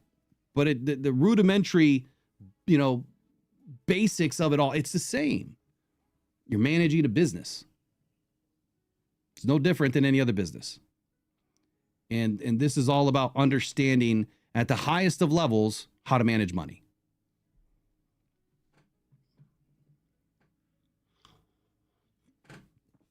I think that free agency is valuable. I think that you find some good football players in free agency to kind of help plug some of these holes, right? Wherever you're bleeding the most from. And if you can do it in an inexpensive rate, you might take a few more risks on some players as where maybe you wouldn't in other areas. And they hopefully work out through the summer. The draft is where you have to really do your work and try to stack as many early picks as you can. Before we get into DJ Reed, the one last thing I'll say about draft picks, and I keep hearing that Broderick Martin's a wasted pick. I've given you guys the facts, and you can research them on your own. Go research how many third-round picks start in the NFL. Less than 15%. If you think that by gaining 4th, 5th, 6th, 7th round picks is how you're going to win the draft and how you're going to build your team, that is not the answer. By gaining those picks and then combining those picks and moving forward in the draft, that is how you're going to have a higher likelihood of that draft pick being a great football player, starting someday, being a very good high rotational football player. But late round draft picks, more often than not, are practice squad guys or, third string guys, rotational players that don't get a whole lot of snaps, special teamers. But anything beyond a third round pick just doesn't play a whole lot. That doesn't mean that you can't find a diamond in the rough. It happens. But again, that's the hindsight 2020 game. Just because some football players end up being really good, Amon-Ra St. Brown drafted in the 4th round. Nobody knew that. Nobody expected that, but Amon-Ra St. Brown. Right? Kobe Turner, I think he was 6th round or 5th round, whatever it was. I knew he was going to be a good football player when I did my draft analysis, and it's all on video. Apparently, some other people didn't. But he ended up being a really good football player, but I also think it's the situation that he was put in, the team that he was, that he joined, right? The team that he's playing with and for and around him. So I don't get caught up on, well, this guy was drafted in the 4th round and he is so much better than Broderick Martin, or this guy was drafted in the 7th round and he ended up being blah, blah, blah, blah, blah. Well, great. Those things happen, but so infrequently. It's I mean, you might as well throw darts at that point. And what you get is what you get. Broderick suffered some injuries. I'm not saying he's going to be God's gift to green earth. I'm not saying he's going to be the best football player for the Detroit Lions. But this is the year that he proves that. He either sinks or he swims. This is the year that he does that. And if he doesn't, he doesn't. But he's not a wasted roster spot because we didn't even need him last year and we still won 15 football games. There's nobody else you could have put in that position, right? There's no one else you really would have drafted because we didn't have room. You have to look at the roster. How many guys did we keep? I know I'm making too much sense, Gina. I know.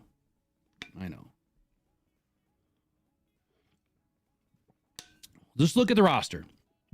And I don't think people do this. I think a lot of people that jump on a mic, they never analyze. They say they know stats, right?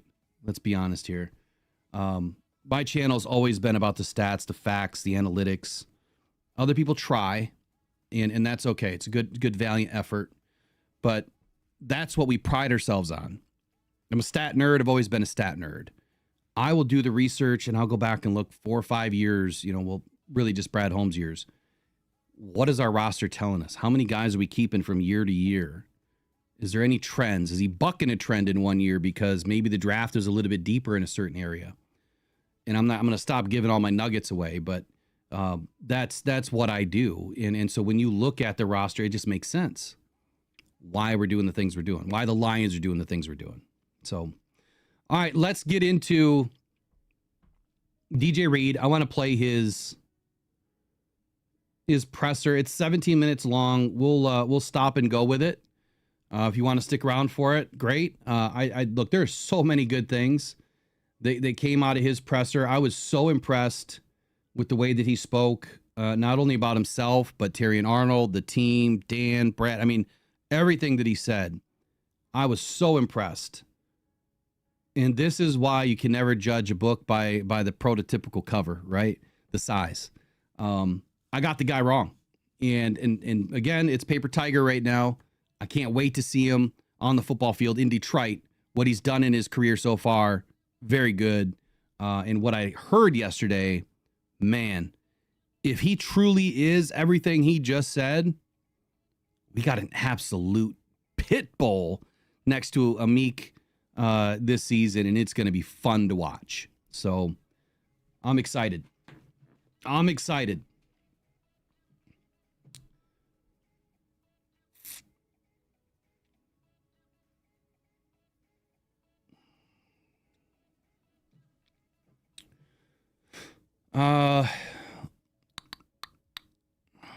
Let's see here. Before I get into this, Corey, I got one question for you. Go find me a team, because you said a lot of teams have won Super Bowls after landing good free agent signings. Go find me a team that drafted or that signed the number one edge rusher for the most money that won a Super Bowl recently and then consistently. I'll give you a hint. The Chiefs drafted their team, and they won their Super Bowls largely with a drafted team. The Eagles drafted their team, and they won their Super Bowl this last year with a drafted team. I don't care about these old veteran free agent signings that really don't do a whole lot. I want to see a veteran or any free agent that has played 75% or more of the snaps, that was one of the top tier free agents in free agency, that cost the most money or second most money, that helped the team win a Super Bowl, because that's what we're talking about. The type of players, the names that have been mentioned, that's what we're talking about. I'm not talking about the $5 and $10 million guys. We're talking about the $30, $35 million guys. Von Miller, he was added to the Rams in 2021. Von Miller. Hold on, let me do this right before we get into DJ Reed.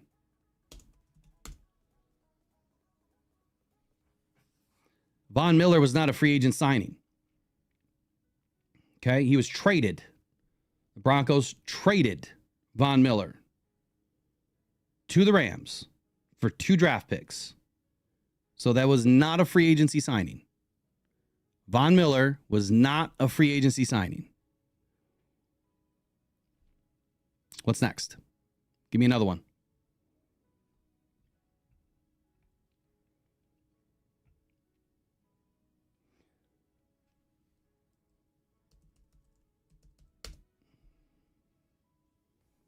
Really? We're talking Bronco Nagurski back in what, the 60s? 50s? 30s? What are we talking here? Let's stick to the last 15 years. And give me some credible information. John Desage, you mentioned Reggie White. Tell me the plan. Tell me the plan. Who was he traded to? When? Or was he a free agent signing? There's a difference there.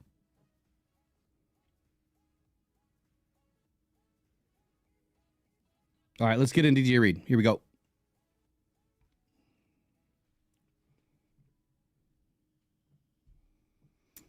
All right, super impressed by this dude. Let me know if the volume needs to go up a little bit for him. I think he'll be okay, but we know that we always have issues with their volume in Detroit. There we go.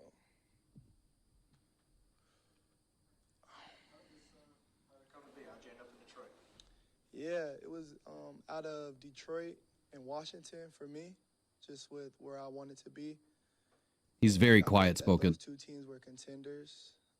Detroit is crazy because before free agency started, early that Monday, I prayed to God, and I told him, like, whatever your will is, I want to go wherever you want me to go. And it's crazy because he literally gave me what my heart desired. I wanted to get paid. I wanted to play with dogs, and gratefully I'm playing with dogs on the defensive side and on the offensive side. So I'm going to a great team and, have a shot at that Lombardi. So that was my goal, is to, win a Super Bowl, come out, win a Super Bowl, and whatever happens after that happens after that. But I could, live life very happily with that. So DJ, you kind of had picked out the destinations you hoped to land before anything got going. Like, you identified these as the right fits for you. Absolutely. I had several options of teams that were interested, but with the market value, with the number, and the two teams I wanted to go to, which were contenders, in my opinion, those were the two teams that I'm narrowed down to. What was it about the play style of this defense that attracted you here? Man, just been a fan, just far away as far as looking at teams, because, you know, we cross paths from watching other teams. You see Detroitlions defense on tape. And we used to talk about it, just the way they played, whether injuries happened, you could tell that the standard was the standard. A bunch of guys that care about football, a bunch of guys throwing their body around for the main cause, which was to win a Super Bowl last year. It's fun to see. It's exciting to see guys playing for something that's bigger than themselves. That's something that I wanted to be a part of. How do you think you fit in this defense? Your play style fits what Shep wants. Okay, so I want to pause it here. Hopefully I'm not too crazy loud because I jacked it all the way up so you guys could listen. When he just said that, you know, the injuries, you know, the way that they amounted last year, he could tell that there was no let off between the guys that were coming in, right? That the standard was the standard. Perfect statement by DJ Reed. Loved it. I think it fits very well. The reason being is I'm a scrappy guy myself. I have grit. I'm a tenacious player. I want to dominate and win every rep. You know, I'm a willing tackler as well as corner, which, you know, most corners don't want to tackle. You know, most corners want to cover. I like to throw myself out there when I have to, and I also want to cover as well. So I think I fit well, and also, you know, being a mentor, being an older guy to, you know, help guys like TA. I'm looking forward to meeting Amik and everybody else. And I'm really looking forward to playing with the safety duo. Like, that's something I was very excited about is I'm going to be playing with two all-pro safeties, you know what I mean, which that's going to take my game to the next level, and I think just going to turn up the whole defense. Has Sauce told you about the city yet? Nah, he called me when I signed, and he just said, you know, I'm going to make sure guys look out for you in Detroit. But, yeah, we talked a little bit on the phone after I signed. This is a new situation for you. You know, you went from your JUCO to Kansas State with expectations. You went from Seattle to New York Jets with expectations. You're coming in here with expectations attached to a contract. Why do you have the right mindset to just kind of drop into a new place and be who you are? Yeah, I would say it's the standard that I set for myself. I made a promise to myself to, I call it empty the tank, to give my all. And once. So speaking of the hat that he has on, I will tell you guys right now, if you go to lids.com, even I think Fanatics, but lids.com has some old vintage style Lions hats right now available. So check it out. I almost wanted to snag a couple, but they have some pretty cool ones, man. Even back from like 2000, some Pro Bowl ones. They have some really cool ones.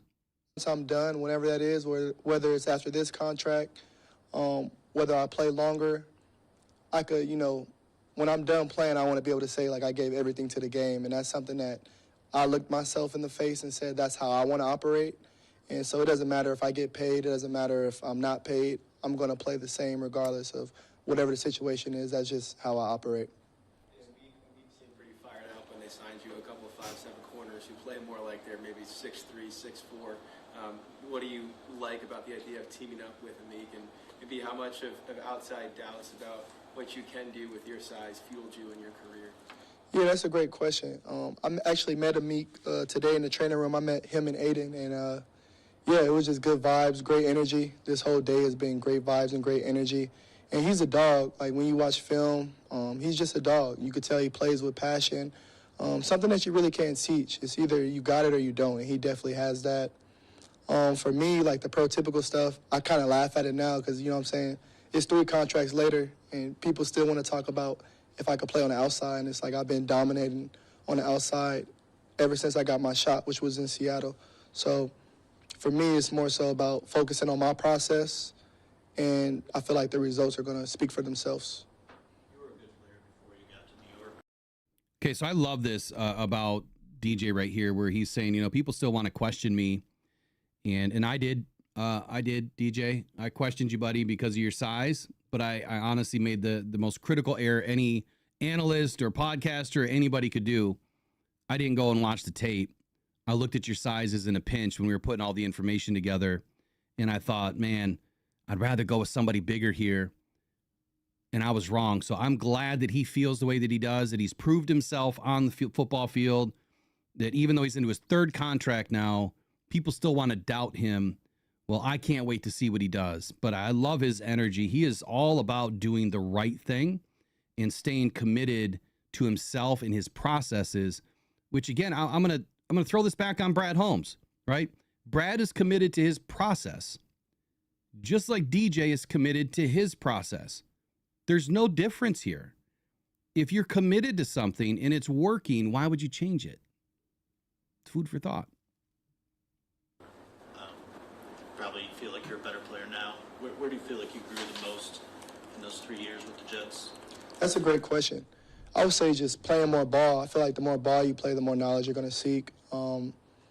I would say in Seattle it was more of a zone scheme. I would say in New York we definitely played more man, especially this year, which, you know, I love playing man, and, you know, Lions love playing man, so I think it's a perfect fit.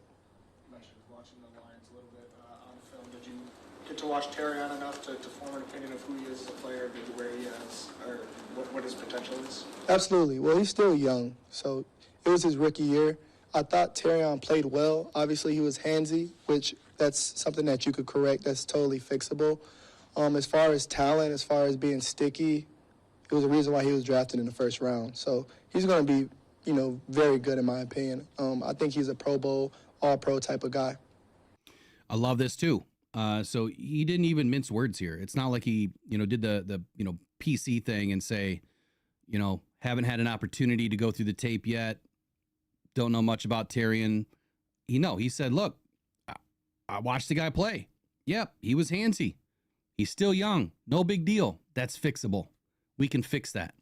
And I saw the question in the chat about Reed's penalties. I had the same concern when we looked it all up the other day.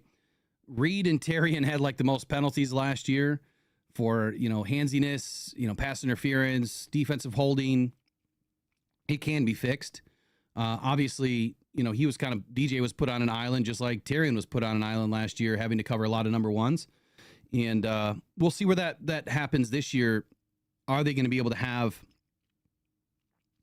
how do I put it? Are they going to have more success knowing, like he said, that he has the best safety group over top? He feels that's totally going to elevate his game, having the best safety group over top, which also lends to me believing that Kirby is going to stick around. When he said that, it's the understanding that Brad has probably told him, look, Kirby and Brian are staying. So excited about that. You played mostly on the right side in your career. Terrion played right side last year. How do you go about sorting, you know, where you guys kind of fit together? Is there something about playing one side that you like as a cornerback?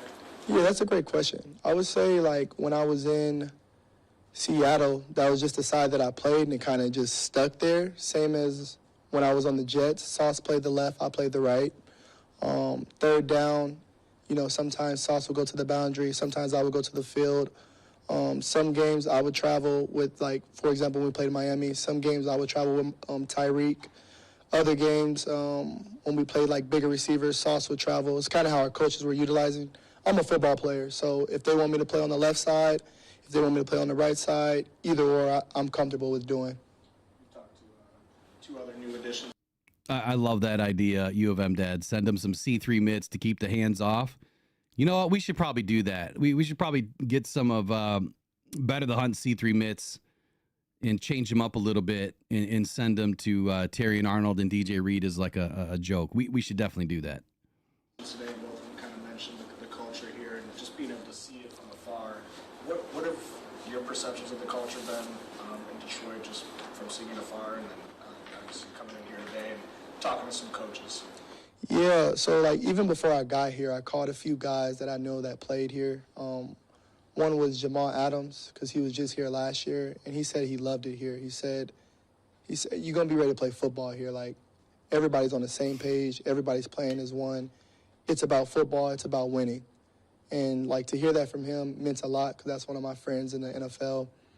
And just today has just been, like, bliss. Like, it feels like kind of dreamy, you know what I mean? Just with everybody's on the same page.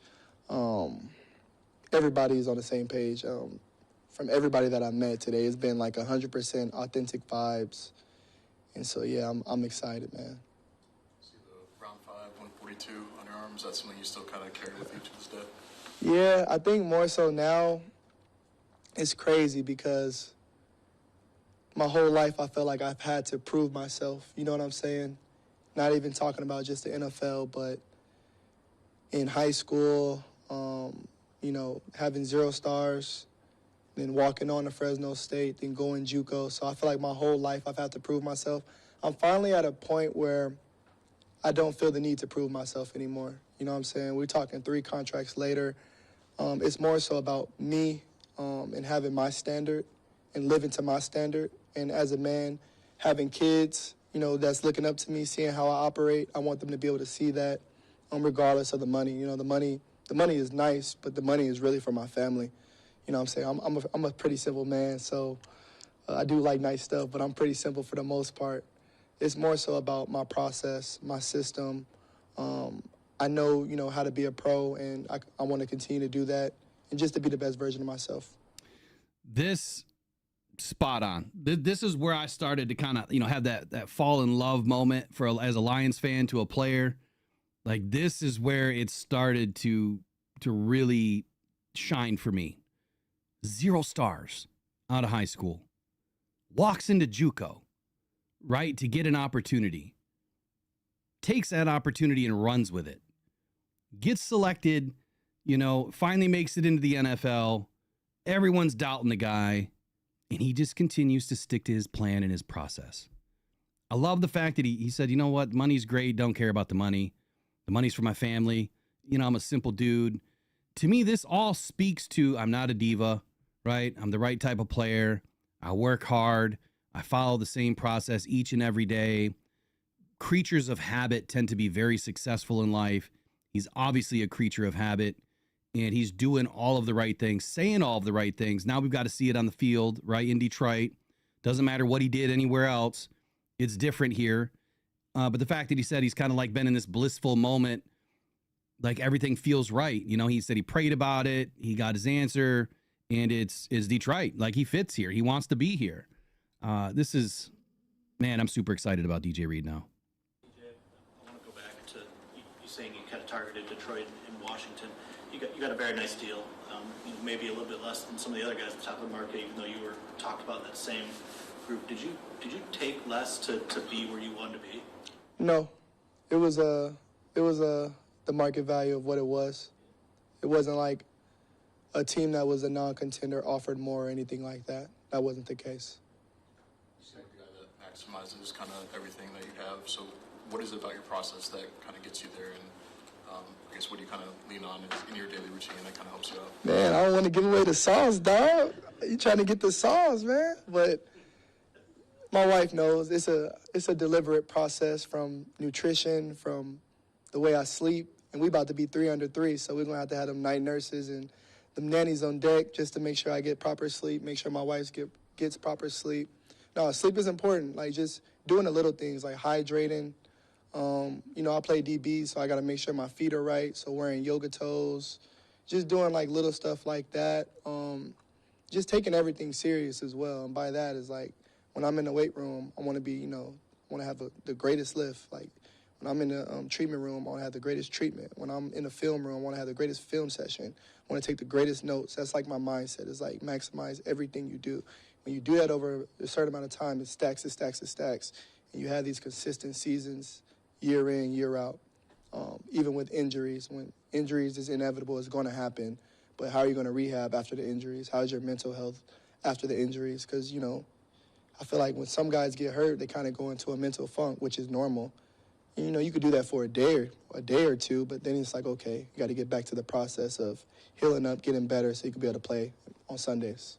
When you talk to other players, I guess, around the league or even, you know, when you were on the Jets, I mean, how much did it come up that, you know, Detroit is now kind of like a destination franchise, and do people talk about it?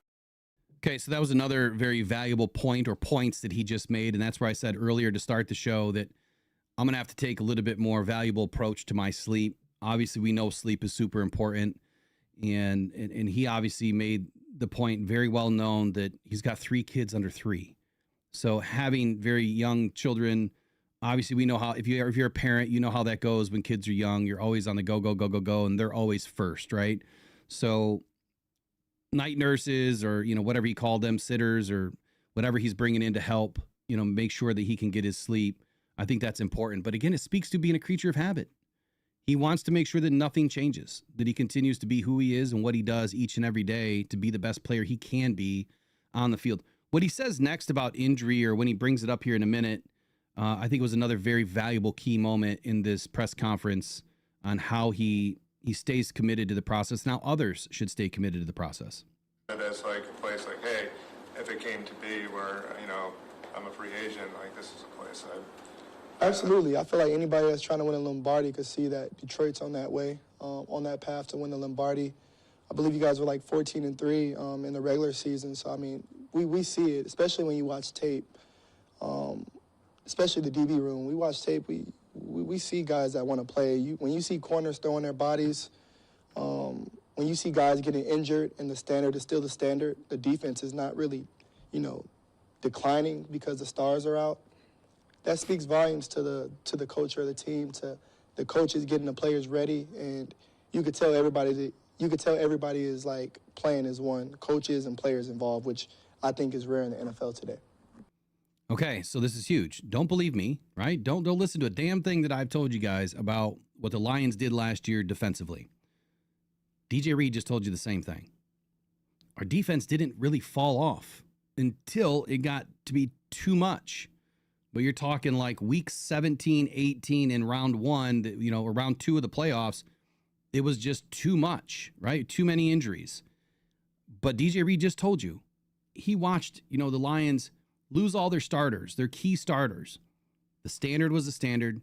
That depth is what kept us in the fight.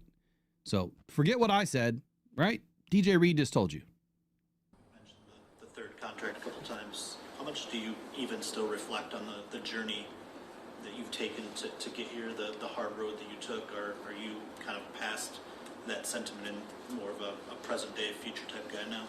No, I always even, well, where's my phone at? If you look at my phone, I still got a picture of me at Fresno State walking on. So it's just like a humble reminder, like, you know what I'm saying? You got bread now, you got money now, but it's like, don't forget where you come from. Keep that same mindset. But that's literally my mindset. That's how I approach every day. My favorite thing about football, I would say, is like, this is what I really love. It doesn't matter if you're playing a receiver that's $30 million a year, that was the first-round draft pick, or if you're playing an undrafted guy. Like, when you line it up, it's really about who's going to win this one-on-one matchup. It's really a chess game out there. Like, you watch film to understand your opponent, but, you know, they're watching film on you too, so they could change things, and you got to be able to, you know, like, change on the go. You go see the iPad after every what's it called? Not play, but after every session or whatever. Yeah, series, that's the word. My brain was like trying to find it. But yeah, after every series, you go to the iPad and see what the offensive coordinator is thinking. It's really a chess game out there. That's really what I love about it, is like win your one-on-one matchups at the end of the day. Did he catch the ball or did he not? So I love that about corner, because it's really on you. Like, you can't blame anybody else but you. And I love that. I love putting that pressure on myself. Going up daily against guys like J-Mo or Amon-Ra? Oh, yeah. J-Mo's a guy. Amon-Ra's a guy.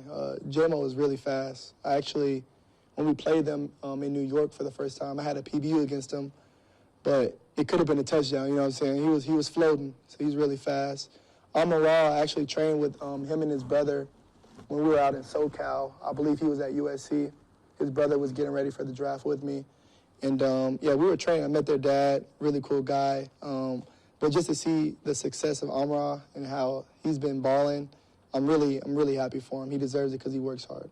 We know your story, the JUCO route and all that. Just, I guess, kind of a weird question, but why did you never give up? Like, what kept you going? Honestly, it was more so of I didn't have anything to go to, you know what I'm saying?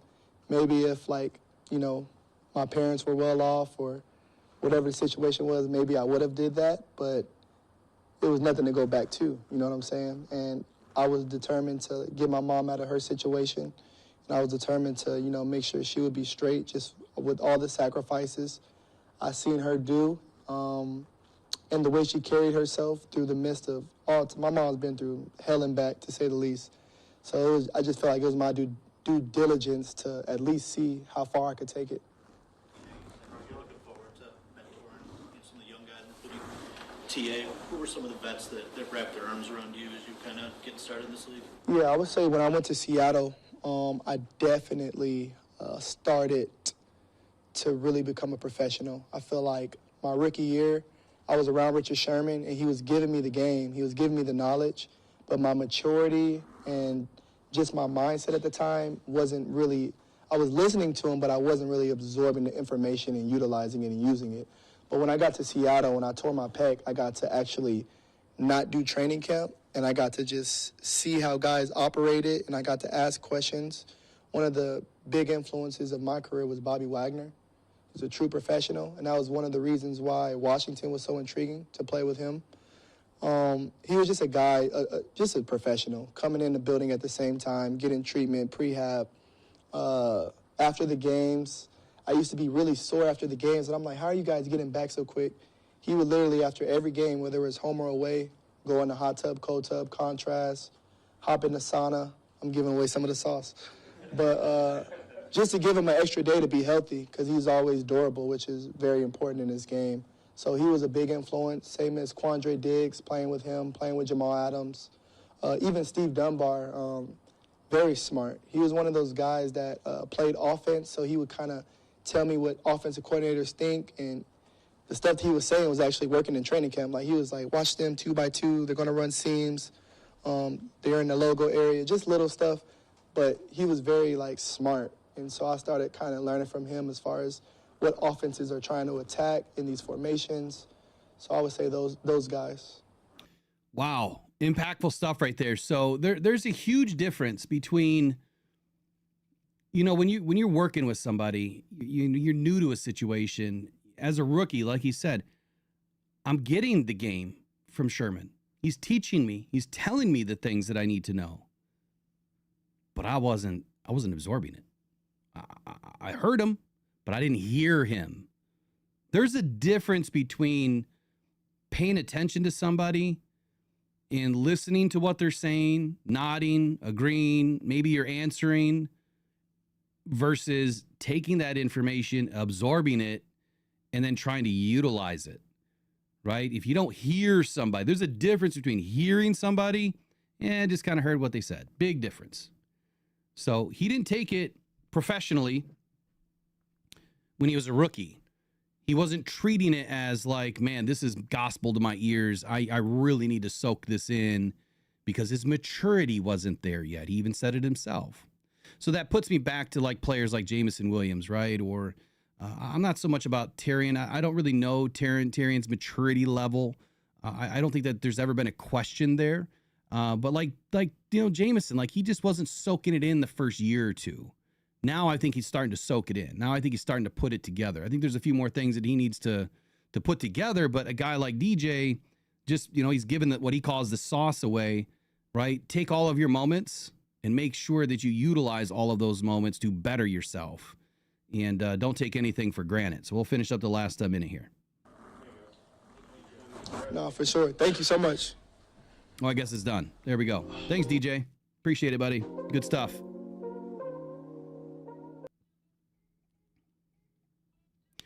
So super excited about this guy. Look, I can't imagine a better opportunity, not only for him, but a better opportunity for Terrion Arnold to now be, just cloaked, right, around Amik Robertson, who brings a wealth of experience, the right mentality, and now DJ Reed, who is a consummate pro. He's taken all these valuable lessons from guys that he's been around. A linebacker, right? He's a corner, and he's listening to Bobby Wagner. But he's been around some of the best in the league. Richard Sherman, obviously one of the best corners to ever play the game. Quandre Diggs, obviously one of the best DBs in the game. Those are super great informational people to listen to. This is going to be fun. I think that Brad has nailed it. Again, he has brought in exactly what we need from a locker room guy, someone that is going to be able to utilize his experience and what he's done in the league already to help this team grow. So really excited about it. I wanted to finish with this. So I'd like to know your comments, obviously, below. What do you think about DJ Reed now that you've had an opportunity to listen to him? If you didn't listen to it the other day, where do you think Brad is now as far as hitting a home run yet again here in free agency? Some of the signings, again, they're not the most sexiest signings in the world. But you can't tell me you didn't enjoy watching Levi Onwuzurike last season, having the success that he was having after missing so much time. Josh Paschal missing a ton of time and just not being healthy. Both second-round picks that really didn't pan out. And then last year they did. And now Josh Paschal's coming back this season, having played another position, having learned another position, probably going to have an opportunity to stay at the edge position. I'm just going to take a slight guess that Paschal's probably going to come back 10, 15 pounds lighter, and he's going to smash the edge position this year. So I'm looking for him to get back to his Kentucky days. Go watch some Kentucky tape on Josh Paschal, and that'll explain enough as to why the Lions didn't need to bring in a high-priced free agent. Thank you guys for joining Rise and Grind Morning Show today. Pretty soon you will have Team Rock merch that you should be able to support Rockhound Cancer Foundation with. I promise the raffles will be up today. I just needed some time to get some things together. And then the merch will also be up at some point today, probably the end of the night. But over the weekend, everything will be live.